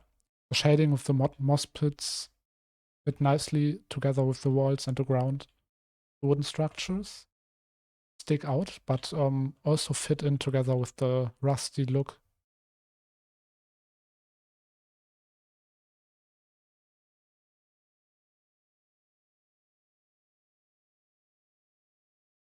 Oh wait, this isn't finished. The grass right here. Or do I change it or do I just leave it this way? I'm not sure. I mean, this is exposed to the sky. I might actually add some more.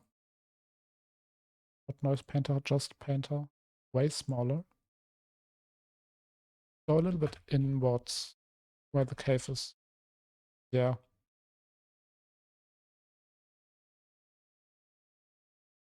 And then I'll do this by hand. Just adding some short grass real quick.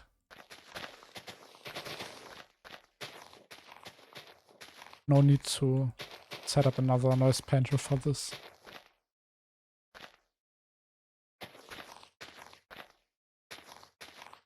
Yeah, I might rework this one later, but right now I want to move on. Yeah, and with that, all the caves, every single cave in this map looks entirely different. They all have something in common, but they are all visually distinct from each other, which I really enjoy. It makes exploring a lot more fun because you don't have the same copy and pasted stuff all around. It's fresh every time you enter a cave. Where's the mangrove here?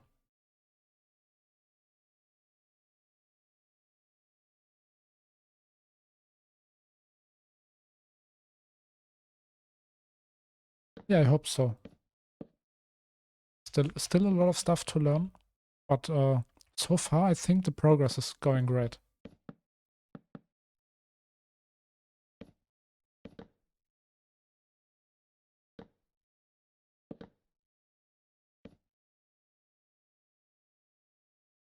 But yeah, I mean, you really don't stop learning. So as long as you try to learn something new, there will always be something to do. I mean, I've been building in Minecraft for like 10 years now, and I'm still learning new stuff basically every time I open the game.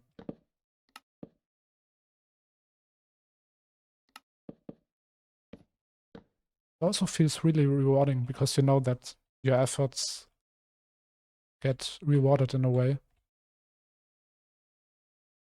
10 years is a lot of time, but note for most of that time, I didn't really try to improve. I just built what I knew. And it has given me a good understanding of level design, I would say. For most of that time was really just spent learning level design stuff and gameplay. And learning new block palettes and actually getting into this side of the building aspect. That has just started, well, not recently, it's also a few years now. but a lot more recent than other things.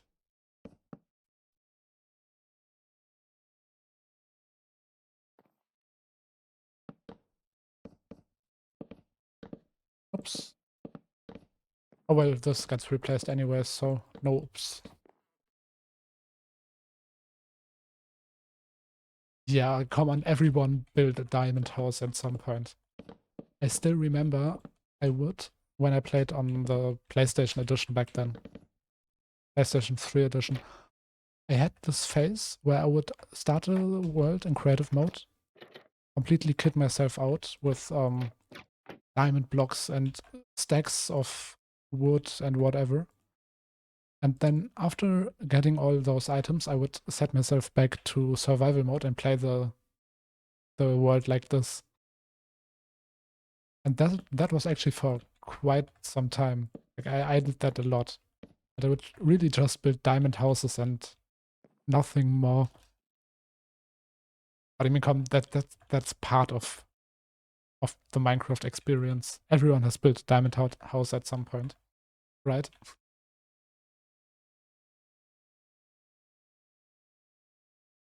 Okay, more wooden structures. I think there was one down here. Yep, that's correct.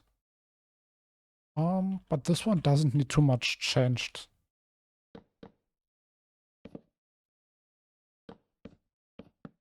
Yeah, there's just something about starting a new world, already having all the equipment you need.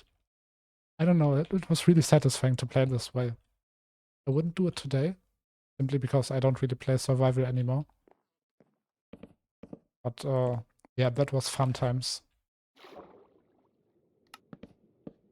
Also, little trick that I like to use, or that a lot of people like to use, if you have wood stems that go into the water, the ones that touch the water make them darker.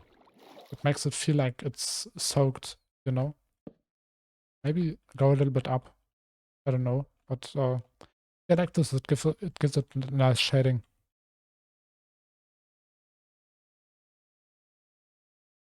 I'm not too much of a fan of this place, but at this point I don't think I'm going to change it.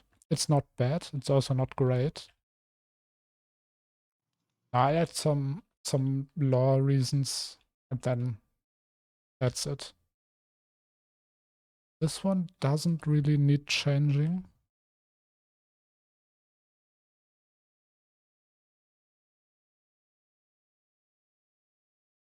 Yeah, sure, sure. Okay.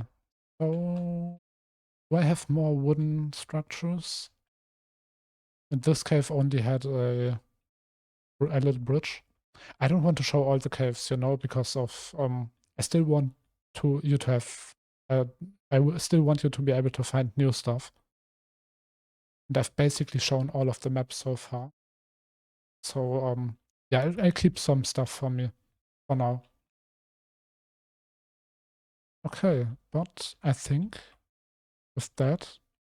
Oh wait, oh this part. Looking at it now, I don't really enjoy it. Okay, I have an idea. For a moment, I was thinking of removing it, but now let me try something out real quick, and if it doesn't work, I can still change stuff.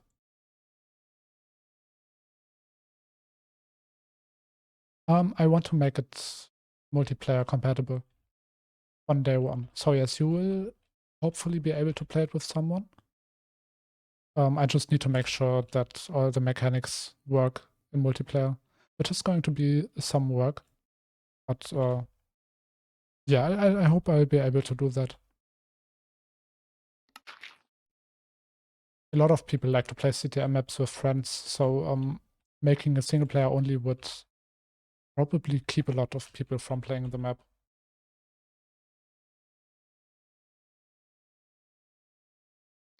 I just don't know how to test if multiplayer works. I'll do it when the playtest phase begins. I have someone play the map with someone else. Yeah, exactly. Playing with someone else is always more fun.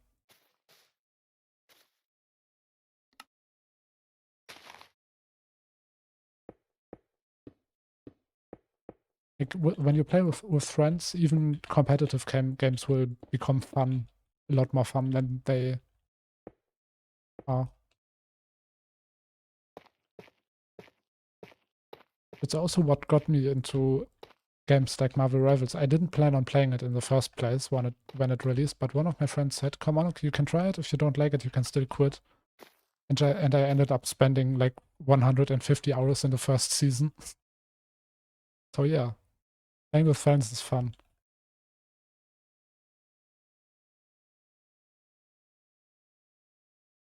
But I don't think I'll get back to the game.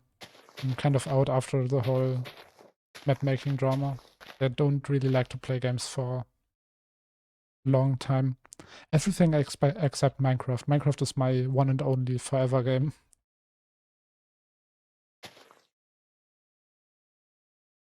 This is enough, to be honest.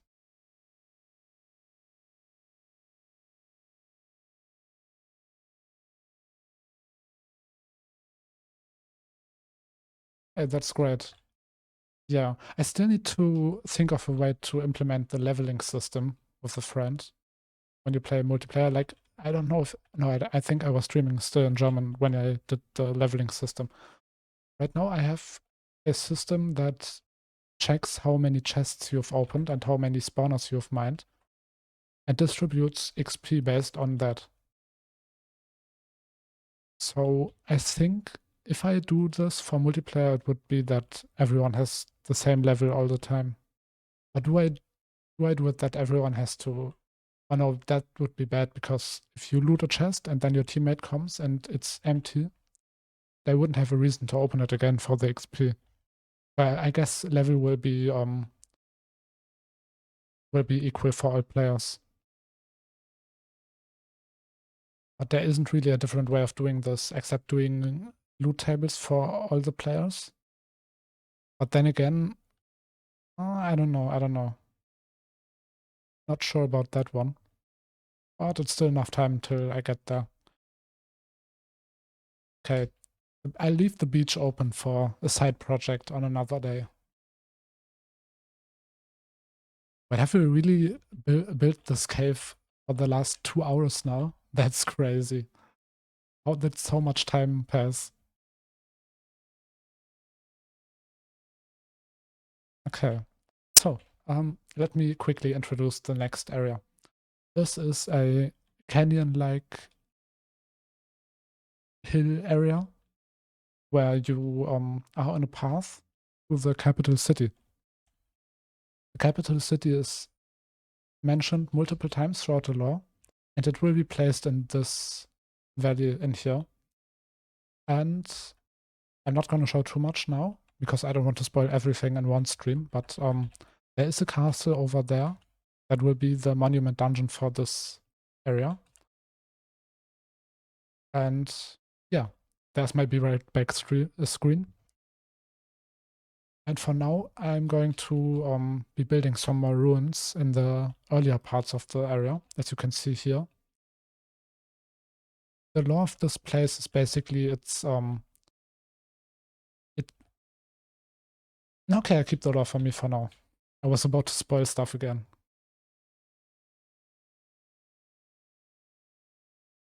Yeah, but this place basically has a special way of living, so to say. You can see soul torches up placed everywhere, so it really goes on the whole soul philosophy. Like people of the past keeping the area lit up. Um, I was thinking that in terms of gameplay, it should be very human made. So a lot of human structures, a lot of ruins to explore, which is always in CTM maps, I think, the most fun part to explore. Human structures can be really fun. Let me just copy all the blocks I'm going to need. And then, yeah, I guess that's it. Okay, so right now we have two little houses. that is going to increase as we go. So yeah, here are ruins, and the further we go in, the more not broken the houses are going to be. I don't actually know what the word is right now.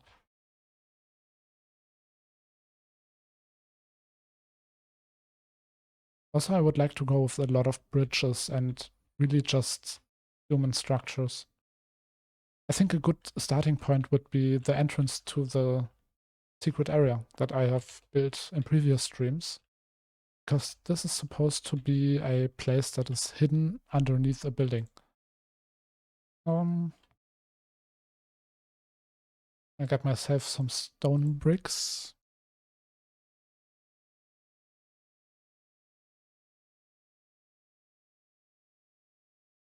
I mean, yeah, there is water, but I'm not really paying too much attention to the water placement.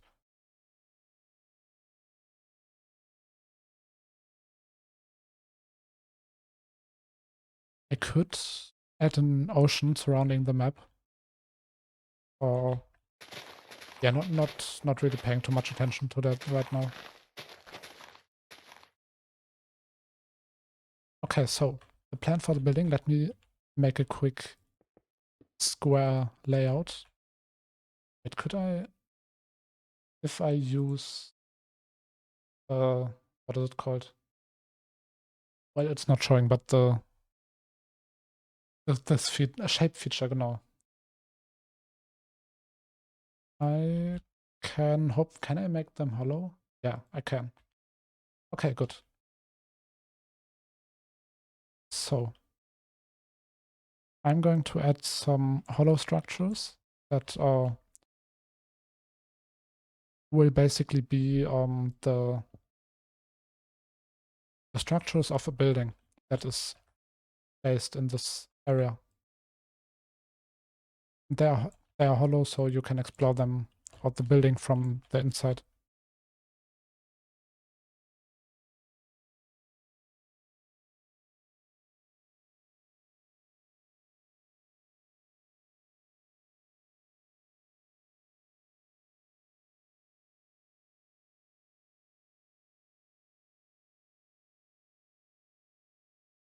Um, how do I go with the height right now?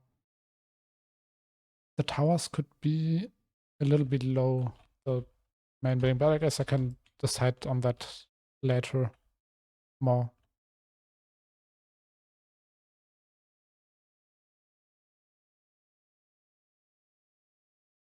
Let me make this 90 degrees, like this, and place it right on top of the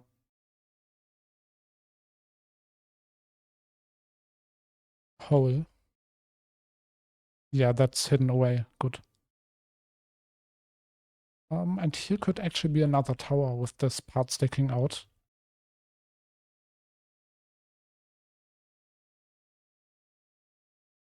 Yeah, I was noticing when I decided on what this area should look like. I noticed that a lot of this map is really naturey with not much human structures going on. And so this area was supposed to change that, to have a little contrast between all the other areas. This building actually might need to be a little bit smaller.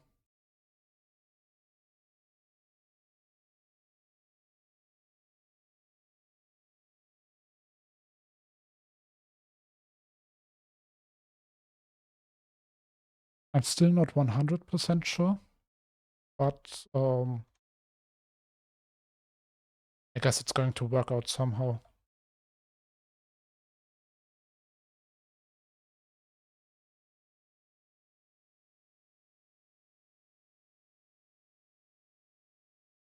Or is it too small from the... Oh, this is really small from the inside, right?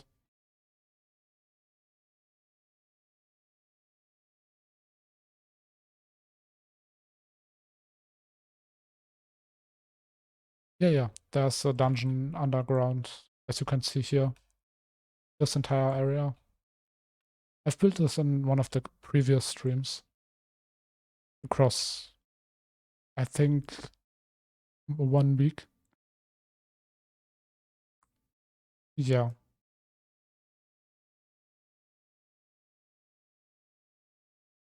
And the monument dungeon will also have a full underground that will lead to another secret area.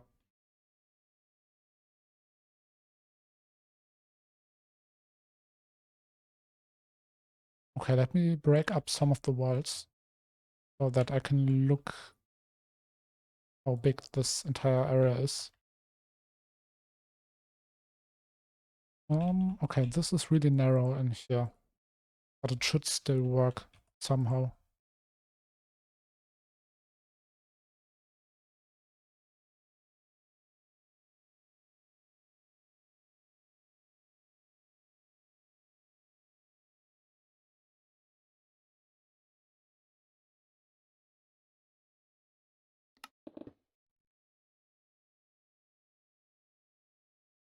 I'm not sure what this building is actually going to be used for.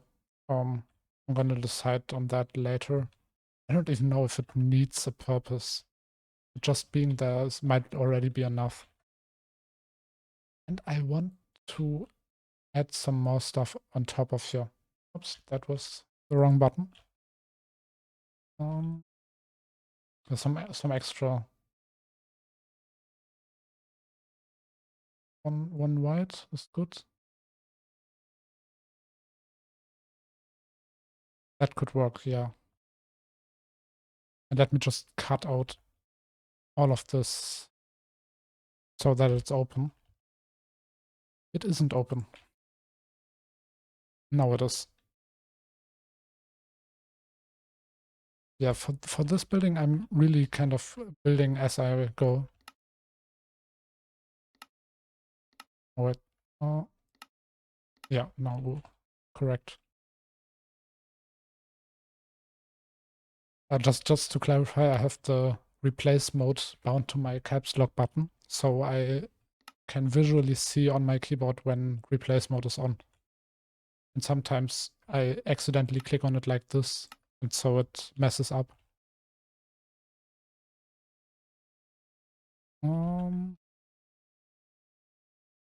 Okay, let me just try to add some structure to this. I'm going simple for the beginning again. Details can always come later.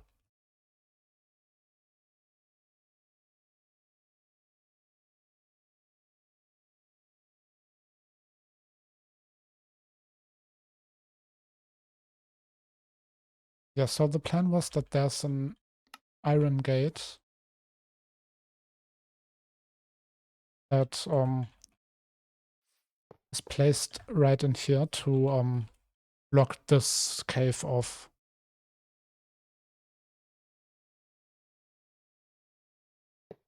Yeah, I'm also for this building I'm also not quite sure right now. But again, as I said already, trust the process.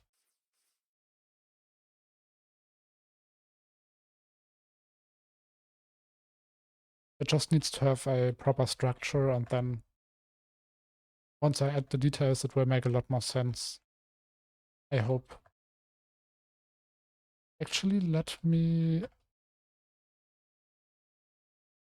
raise this floor up. If it's a tower, it should raise above the rest of the building. Yeah, this is going to be an experimental kind of building.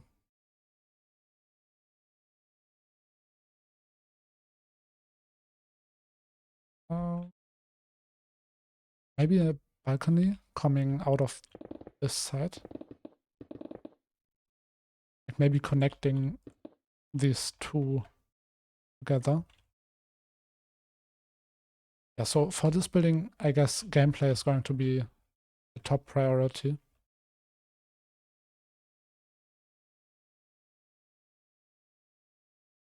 So yeah, just don't pay too much attention to how it looks in terms of structure. Gameplay is going to be the most important part. Oh wait, Tough blocks. Yeah. Tough is nice.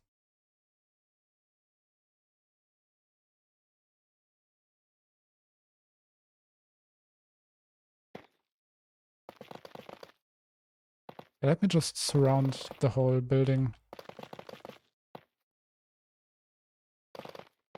That might help. So that it looks more... what is it called? So that you can see the vision a little bit better.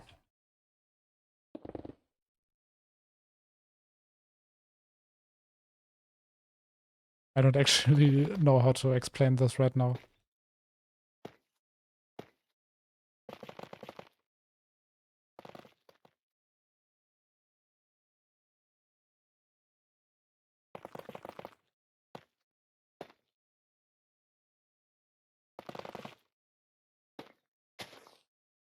Yes, you can see it looks now you have a better vision of how it looks, if that makes sense. Oh, why is it rotated that way? Come on.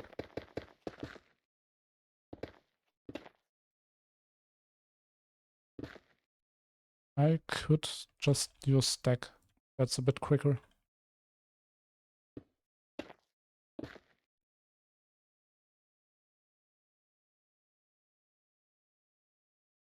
Yeah, that's nice. Now, stone bricks maybe? Oh, it's not wood, it's actually basalt. Polished basalt. I don't know how it's pronounced in English. Why is replace mode not working? Do I have type replace? I think in one of the previous streams I was talking about how I would like to have a way to toggle the type replace. Turns out there is one. It's right here.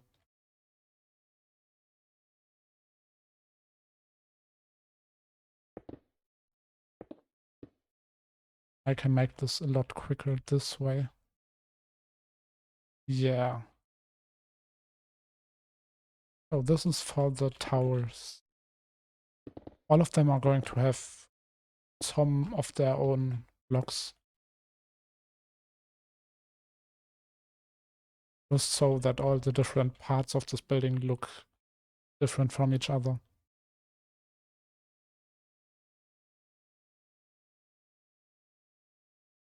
Yeah, it's actually I've used it as wood for this tree right here. I guess that's where the confusion could come from. Because it's actually used as a tree.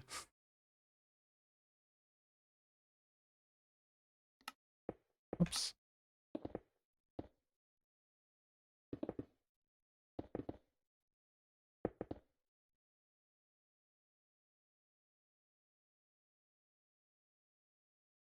Okay. What do you use as the inside block here? Normal basalt or smooth basalt in this case? Or does it look too... Does it stick out too much? It kind of does.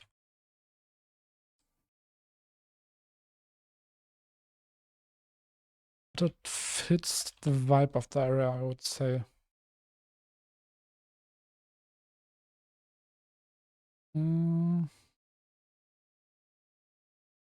Let me try andesite real quick. But that might be too bright. What? I don't know.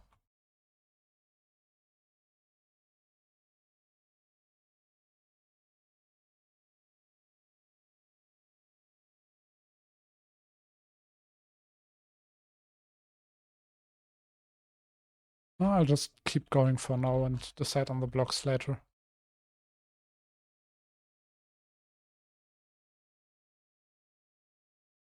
Okay, I mean, this is a secret area, but it's not really secret if I'm being honest. I might hide it a little better, but I'm not sure about that now. But there's still enough time to decide. So for now, where's the entrance going to be? Stairs are going to come from either this direction, this one, or from over here. I think 2 entrances would be nice. One, maybe right on this side. And another one. I mean, this already counts like an entrance of some sorts. I could add a real one right here. Would make sense.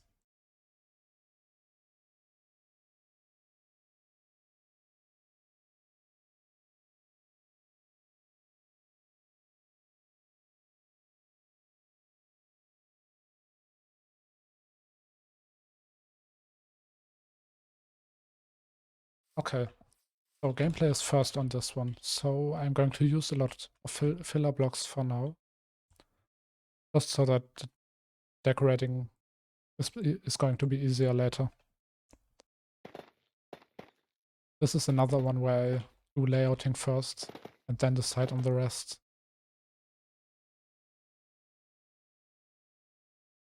If I go for 6 by 6, then I would need to widen the entrance a little bit, but that's not a problem.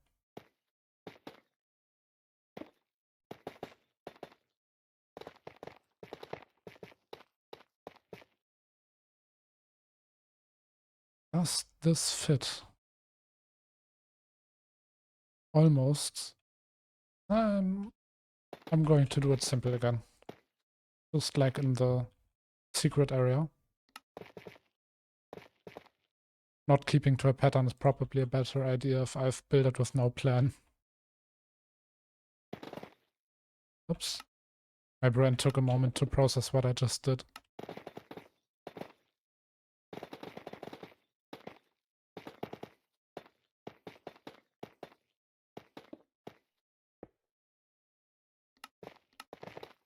I keep hitting the wrong buttons. Even though I have a visual representation of if replace block is on or off, and it changed again. Okay, now it's correct. Okay. This can be one higher, and I'm actually going to change up the blocks for here. One moment.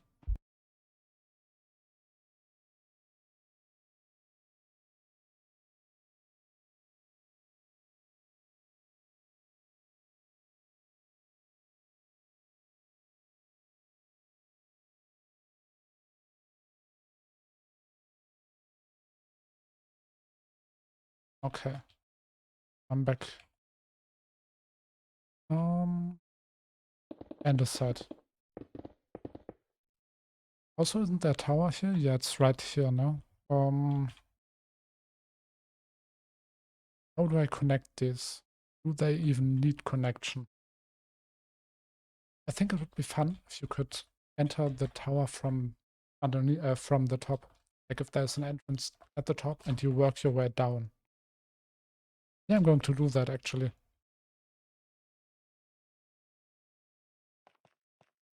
Okay. So we have an entrance. I would say 3 rooms. And an upstairs is going to be next.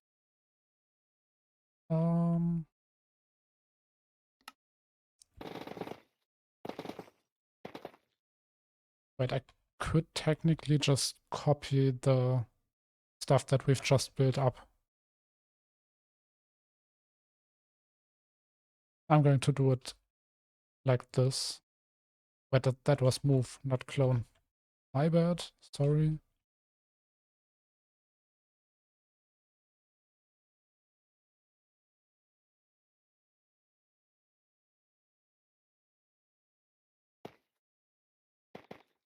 Okay, so now we have flutors. Yeah, we have flutors.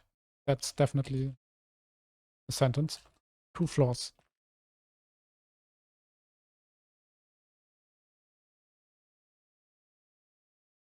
This one will be the stairs upwards.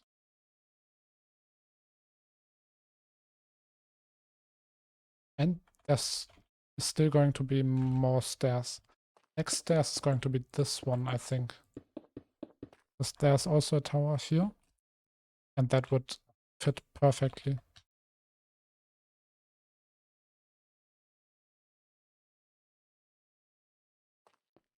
Yeah, this could lead right up to the outside. Is it lined up? Oh, no, it's not.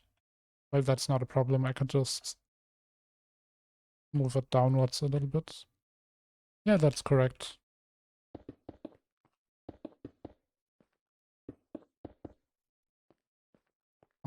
Yeah, okay, this is going to be an entrance then. I was thinking maybe you could go around here, but I think I'll just block this one off a little bit to guide the player more into the next room.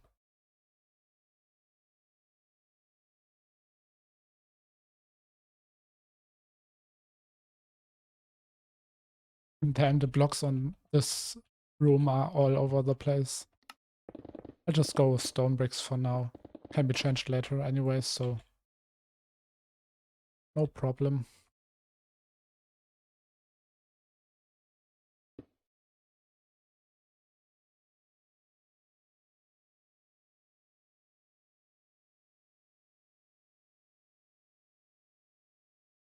Yeah, okay.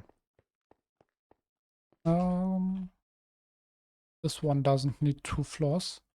I mean, the roof part is still... I think I want to make it a little bit smaller. Just 2 blocks. Yeah, that looks a little nicer.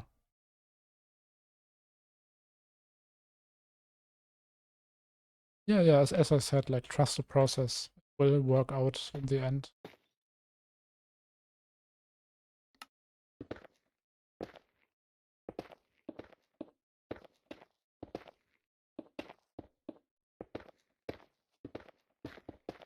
I cannot click to the... Okay, entrance needs some more work, obviously. But it's taking shape. Taking shape. There could be a way outwards right here, and I need one more right at this place. And this tower, if you enter it from the top, obviously it needs to be high enough up to be enterable. I just made that word up. I hope it actually exists.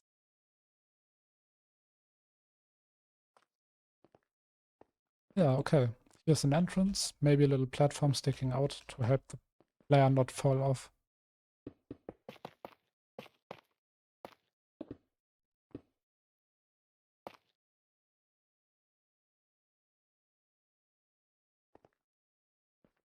Okay. This one... Well, actually, I just came up with something. Let me raise this one up as well.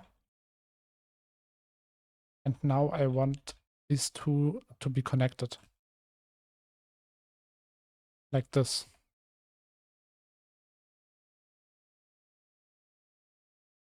Having like a little tunnel that connects the 2 towers together.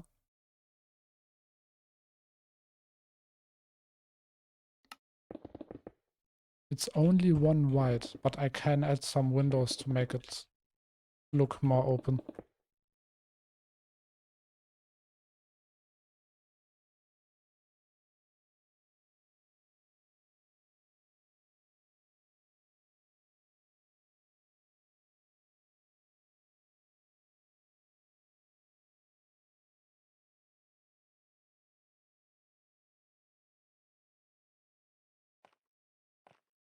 There's still room for an extra room in the tower.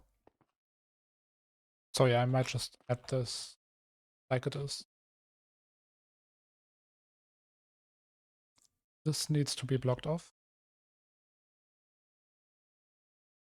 because this is going to be the stairway up.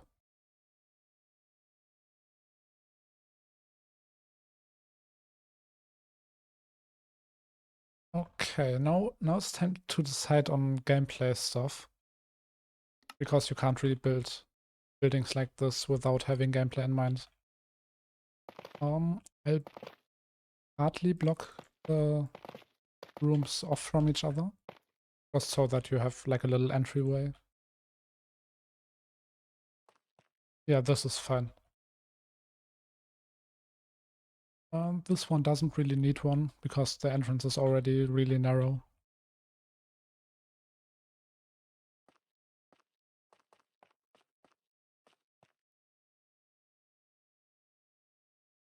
So this is technically high enough that you could add a little extra platform where mobs could stand on. If I just add one in here, just like right in the middle.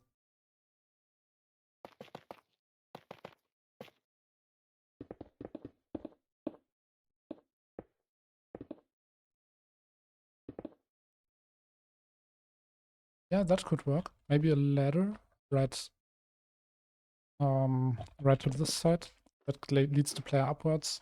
There's going to be a spawner. Mobs waiting for you. And since this is supposed to be a building that was used for something, I might want to add a carpet to make it look more lived in. You know what I mean? Black and dark green would work in here. So that gives off the vibe of creepers. Do I just fill the entire building with creepers? Would that be funny?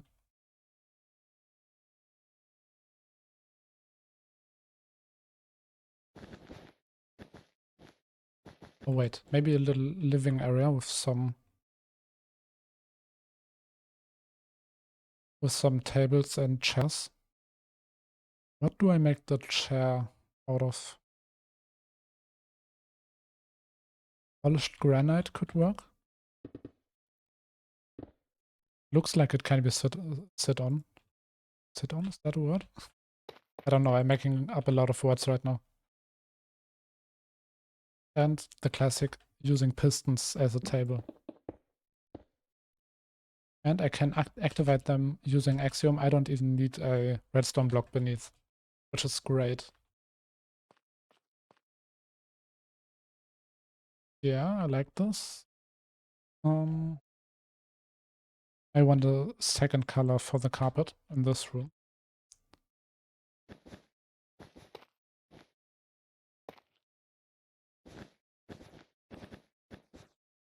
And it's going to be blue.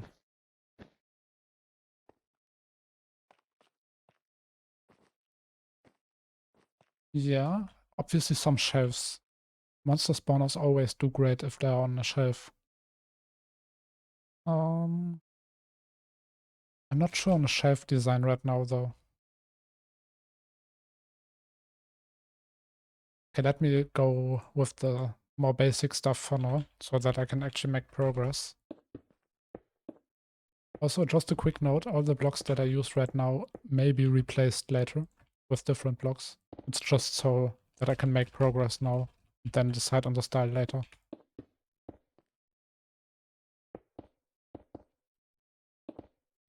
I'm going to make a CTM classic right here and add some floating platforms where mobs are waiting for the player.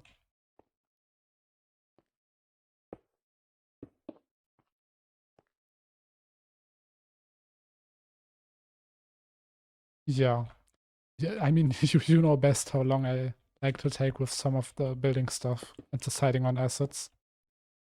So it might actually be a better idea to just keep moving for now. Oops, that was correct.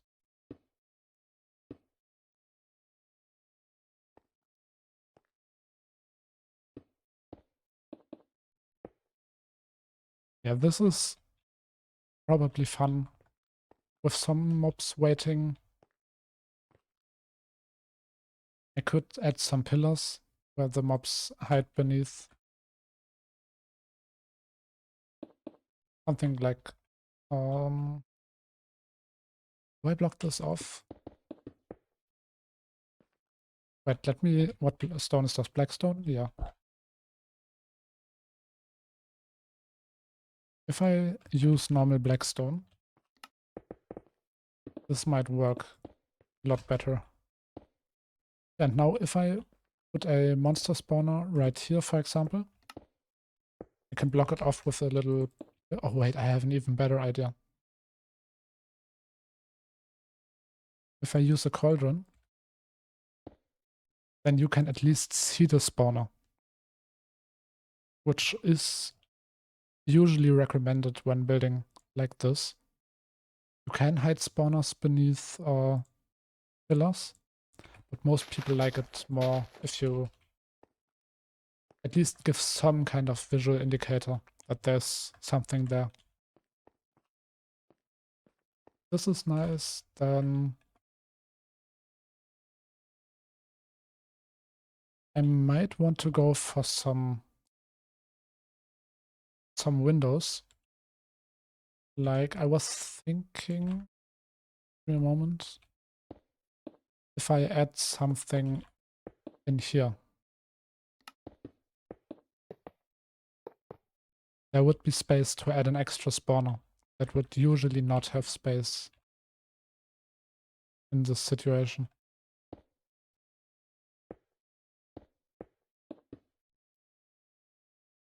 Yeah, see, I could add a spawner here. This could be like I don't have to place it inside the wall so that the player can see it from the outside. I mean, they still can, but now at least it has a place in here, you know?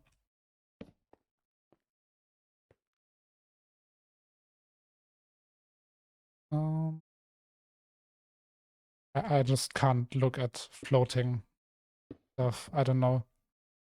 I know it's a classic in the CTM community, but something about it just bothers me.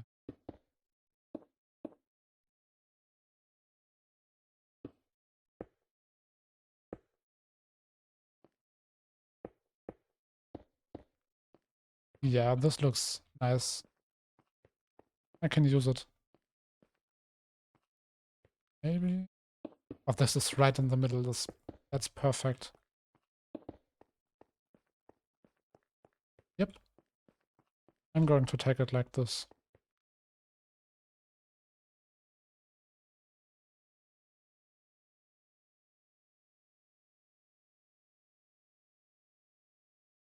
Yeah, that's probably the most simple way of doing it. Also, since I don't know if I am going to keep the blocks as they are right now, I'm just going to make it, build it in a way that can be easily replaced if I do that. This could also be fun, like a 2-block and then a 1.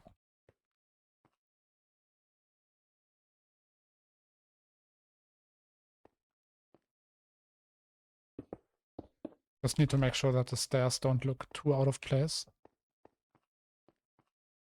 And for now, okay. I think 2 spawners, maybe 3 in here will be more than enough. Now we have this space, which I'm going to be blocking off again. But it's not really blocking off, just adding a little hallway door kind of thing. Make it look more filled, more full. Wait, normal... Oh wait, I have an even better idea. Pale oak fence. Fits the very moody vibe of this place. Or even better, if I want to stick with what I already have, half walls.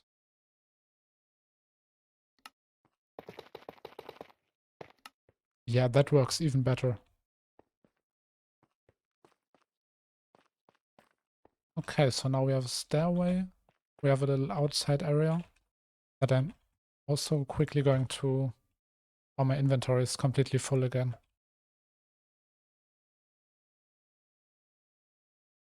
Time to fill it even more. Just adding some support platforms right real quick, so that it makes more sense.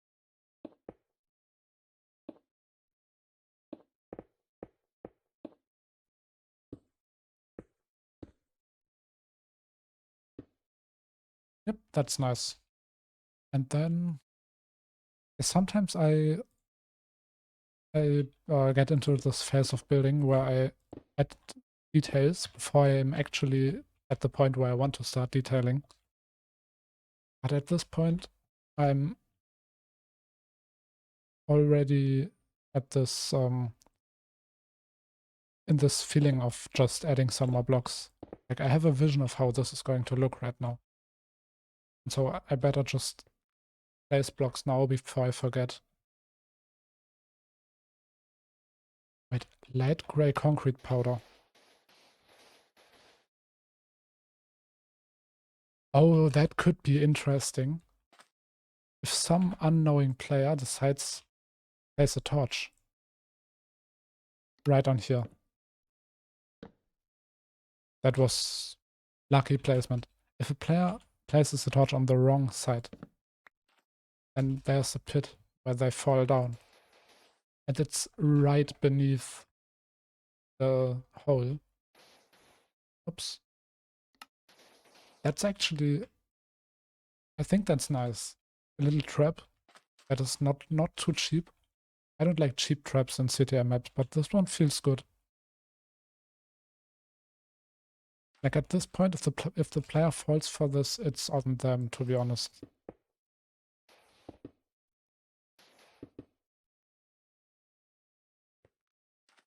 This might be too obvious, but well. Okay. Oh wait, let me just grab stairs real quick. And this one is just going to be a simple stairway.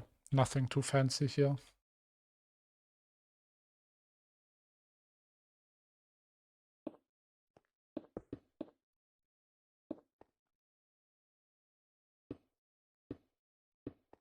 Yeah.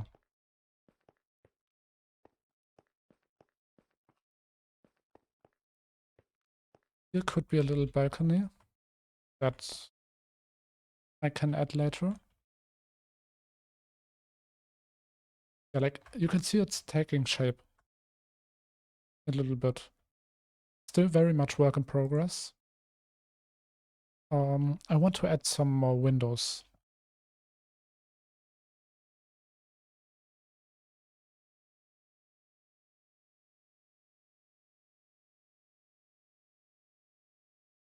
Why just... Is there enough space to make it look... Oh, it's not even. Oh wait, it is even. My bad.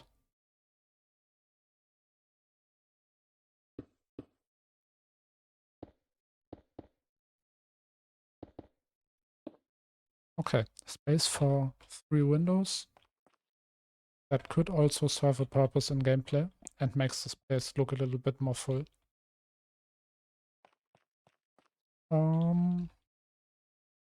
I'm just kind of doing random stuff now. This place is going to be properly built next time. But now that I've spent so much time with the little cave that we've built, yeah, there isn't really much time to dedicate to like build this in depth right now.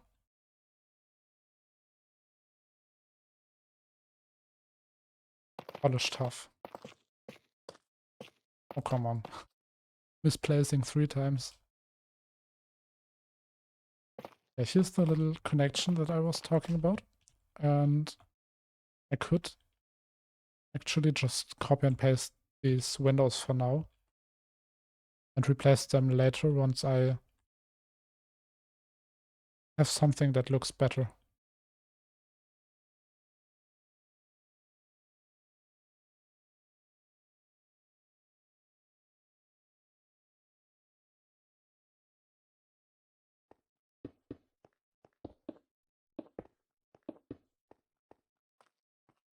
And now I could, using stairs,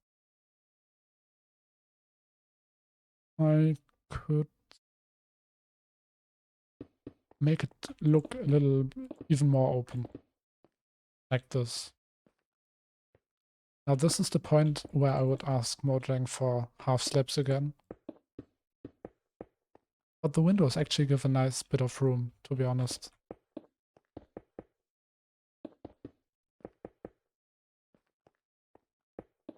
Yeah, I don't even need slabs. This has opened up a lot. Yeah, nice, okay. And now the last thing that is left to do is adding more stairs. Wait, I might want to build them.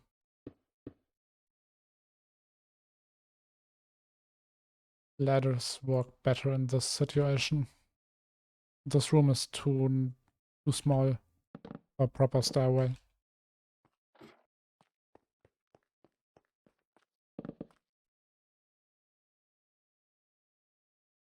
Okay.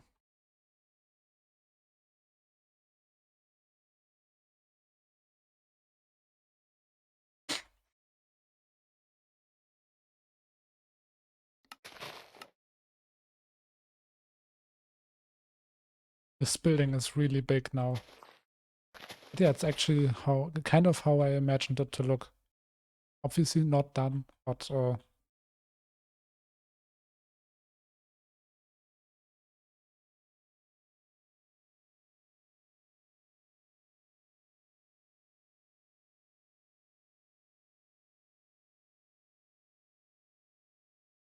I connected this way. This gate might be a little bit too big, don't you think? Yeah, I'll move it one down. Maybe even two. But let's see first. Oh, this is good, to be honest. Now I want the ripple in the terrain in here to be a little bit more subtle. Subtle? How do you pronounce it? A little bit less noticeable. Right now it's just a giant hole. I still want the hole to be right underneath the trap here. But here more in the beginning. Oh damn, it's always that one teammate that can't play. Oh, that's sad. So are you going to play just with one teammate missing? You could do that. I mean, it's kind of sad. Yeah, but I know this feeling too well.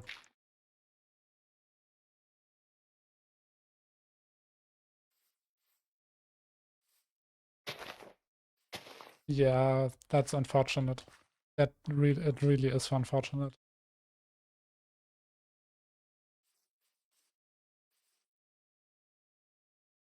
But I guess sometimes life really gets in the way of plans like that. I get it.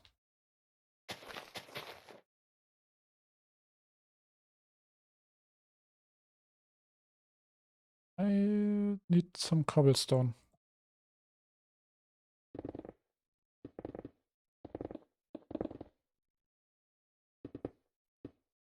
Oh no, flood fill wouldn't work. Would just flood everything. I want cobblestone right beneath the building. Like where could be a foundation, you know?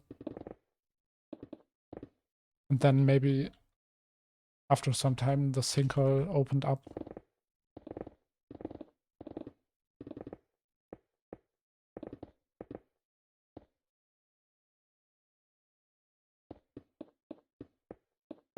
I mean, the ripple in here could actually lead into the building a little bit. That might be interesting for... Oh, wait, there's this structure right behind, right? No, I can move it. No problem.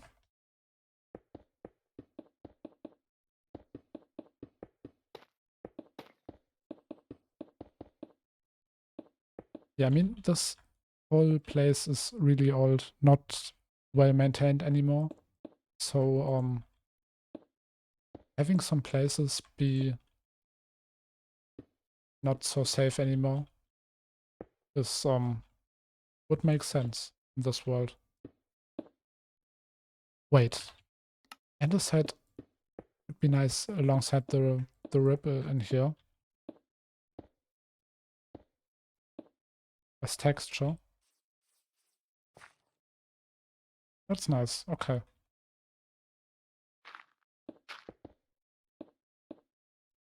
Still want to make this one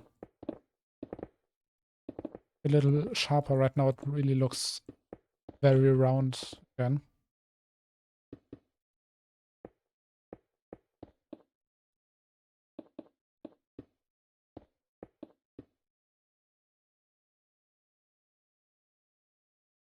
Yeah, that's nice. And oh, I have another idea. If it's a hidden area, why not actually make it hidden?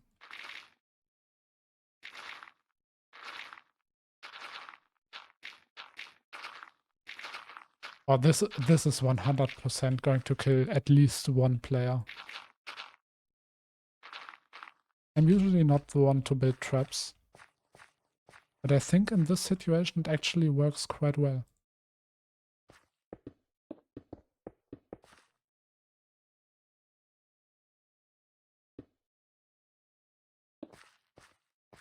Yeah, this is very, very noticeable. I mean, I could build around it a little bit using some foliage that I scatter around.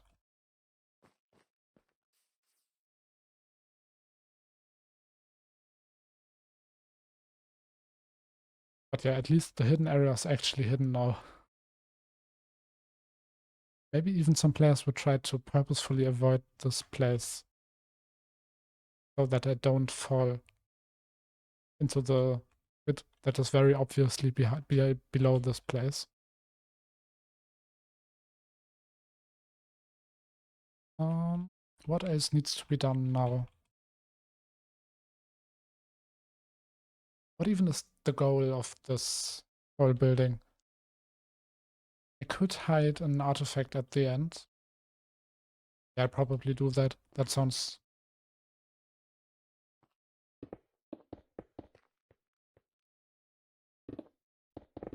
And one extra entrance on this tower.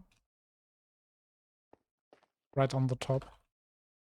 And with that, this building should be nice in terms of gameplay. Like, this is going to take some time to fully explore.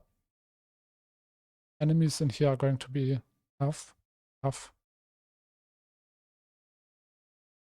Uh, yeah, I think I'm just going to leave it at that for this building specifically now. And decide on how it's actually going to look for next time. As you can see, here's a little sneak peek of a different human structure that I've built. This is actually one of the earliest things that I've built in this entire map.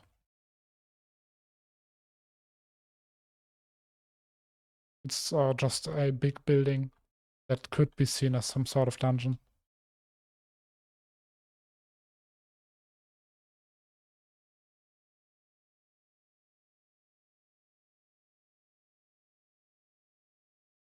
Alright, then have fun playing playing Velo if you're still playing.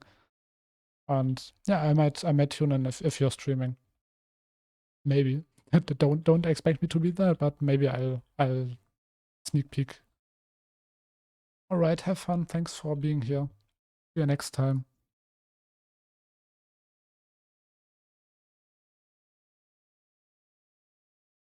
Yeah, wait, one thing that comes to my mind right now, just connecting some of the beams to separate the buildings more. Or does this look bad? That's not too red.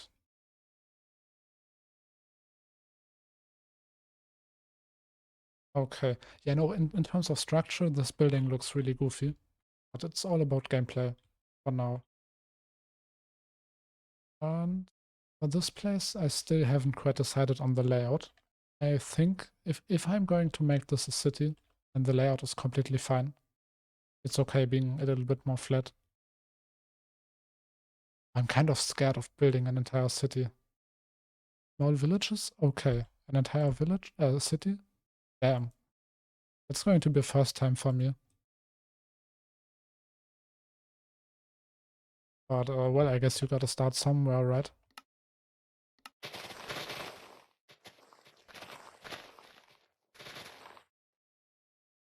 Yeah, I'll just clean this area up for now. Make myself a plan for next time, because this area is going to take a lot more planning than the forest has. With the forest being a really natural area with lots of grass, you know, it doesn't need as much planning as a more human kind of build would take.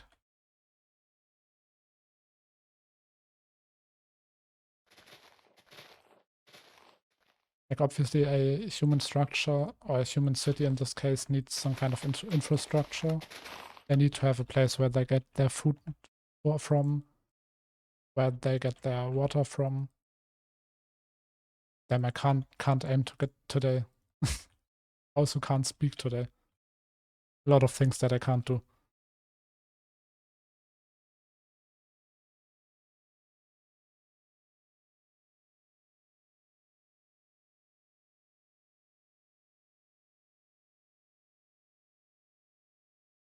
Yeah, I think, I mean, in terms of farms, they could be more on the top side here, or even down here, more close to the.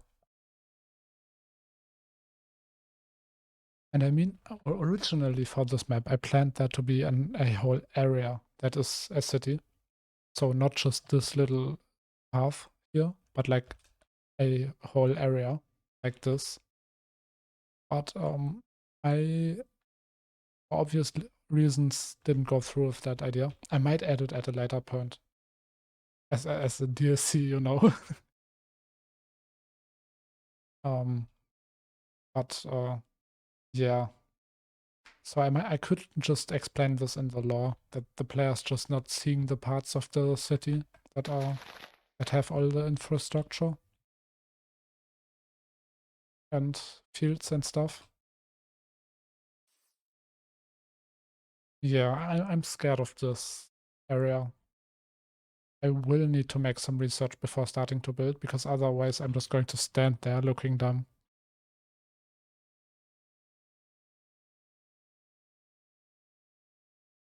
Um, but yeah, I guess I don't really feel like starting something new right now. So for now, I'm just going to end stream. We've done some great progress. This entire cave looks so good. I really like how it turned out. But let me do my classic shader flying thing. Oops, that was... I wish I could decrease the fly speed even more. Okay, one time through the middle.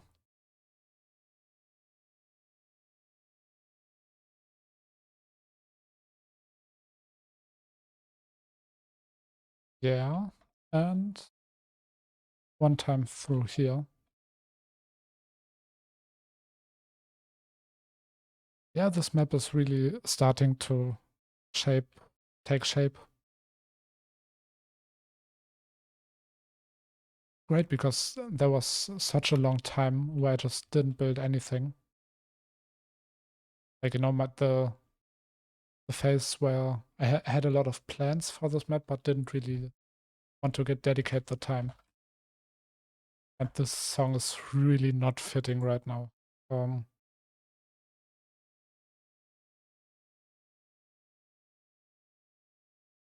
This should be good. Yeah, and it's going great so far. We are making some massive progress in here, and if I keep this up, this entire map might be finished way sooner than I thought. All right, time to stop wasting time. Next time is going to be entirely dedicated to this area, and I'm gonna try to make it look as good as possible. Yeah, and until then, Yeah, so next stream is going to be on Saturdays. Same time again. It's oh damn, now I've forgotten time zones again. It's what is it? Okay, let me take this time right now. I start at 4 p.m. UTC 2 Central European time. Okay, yeah, okay, good. Yeah, still a struggle. If you want more information on when I'm live, there is a schedule tab on my Twitch that is up to date. You can look at that if you want to see my exact times in your time zone. And this cloud. Yeah, I'll see you next time then. Thanks for watching. Bye.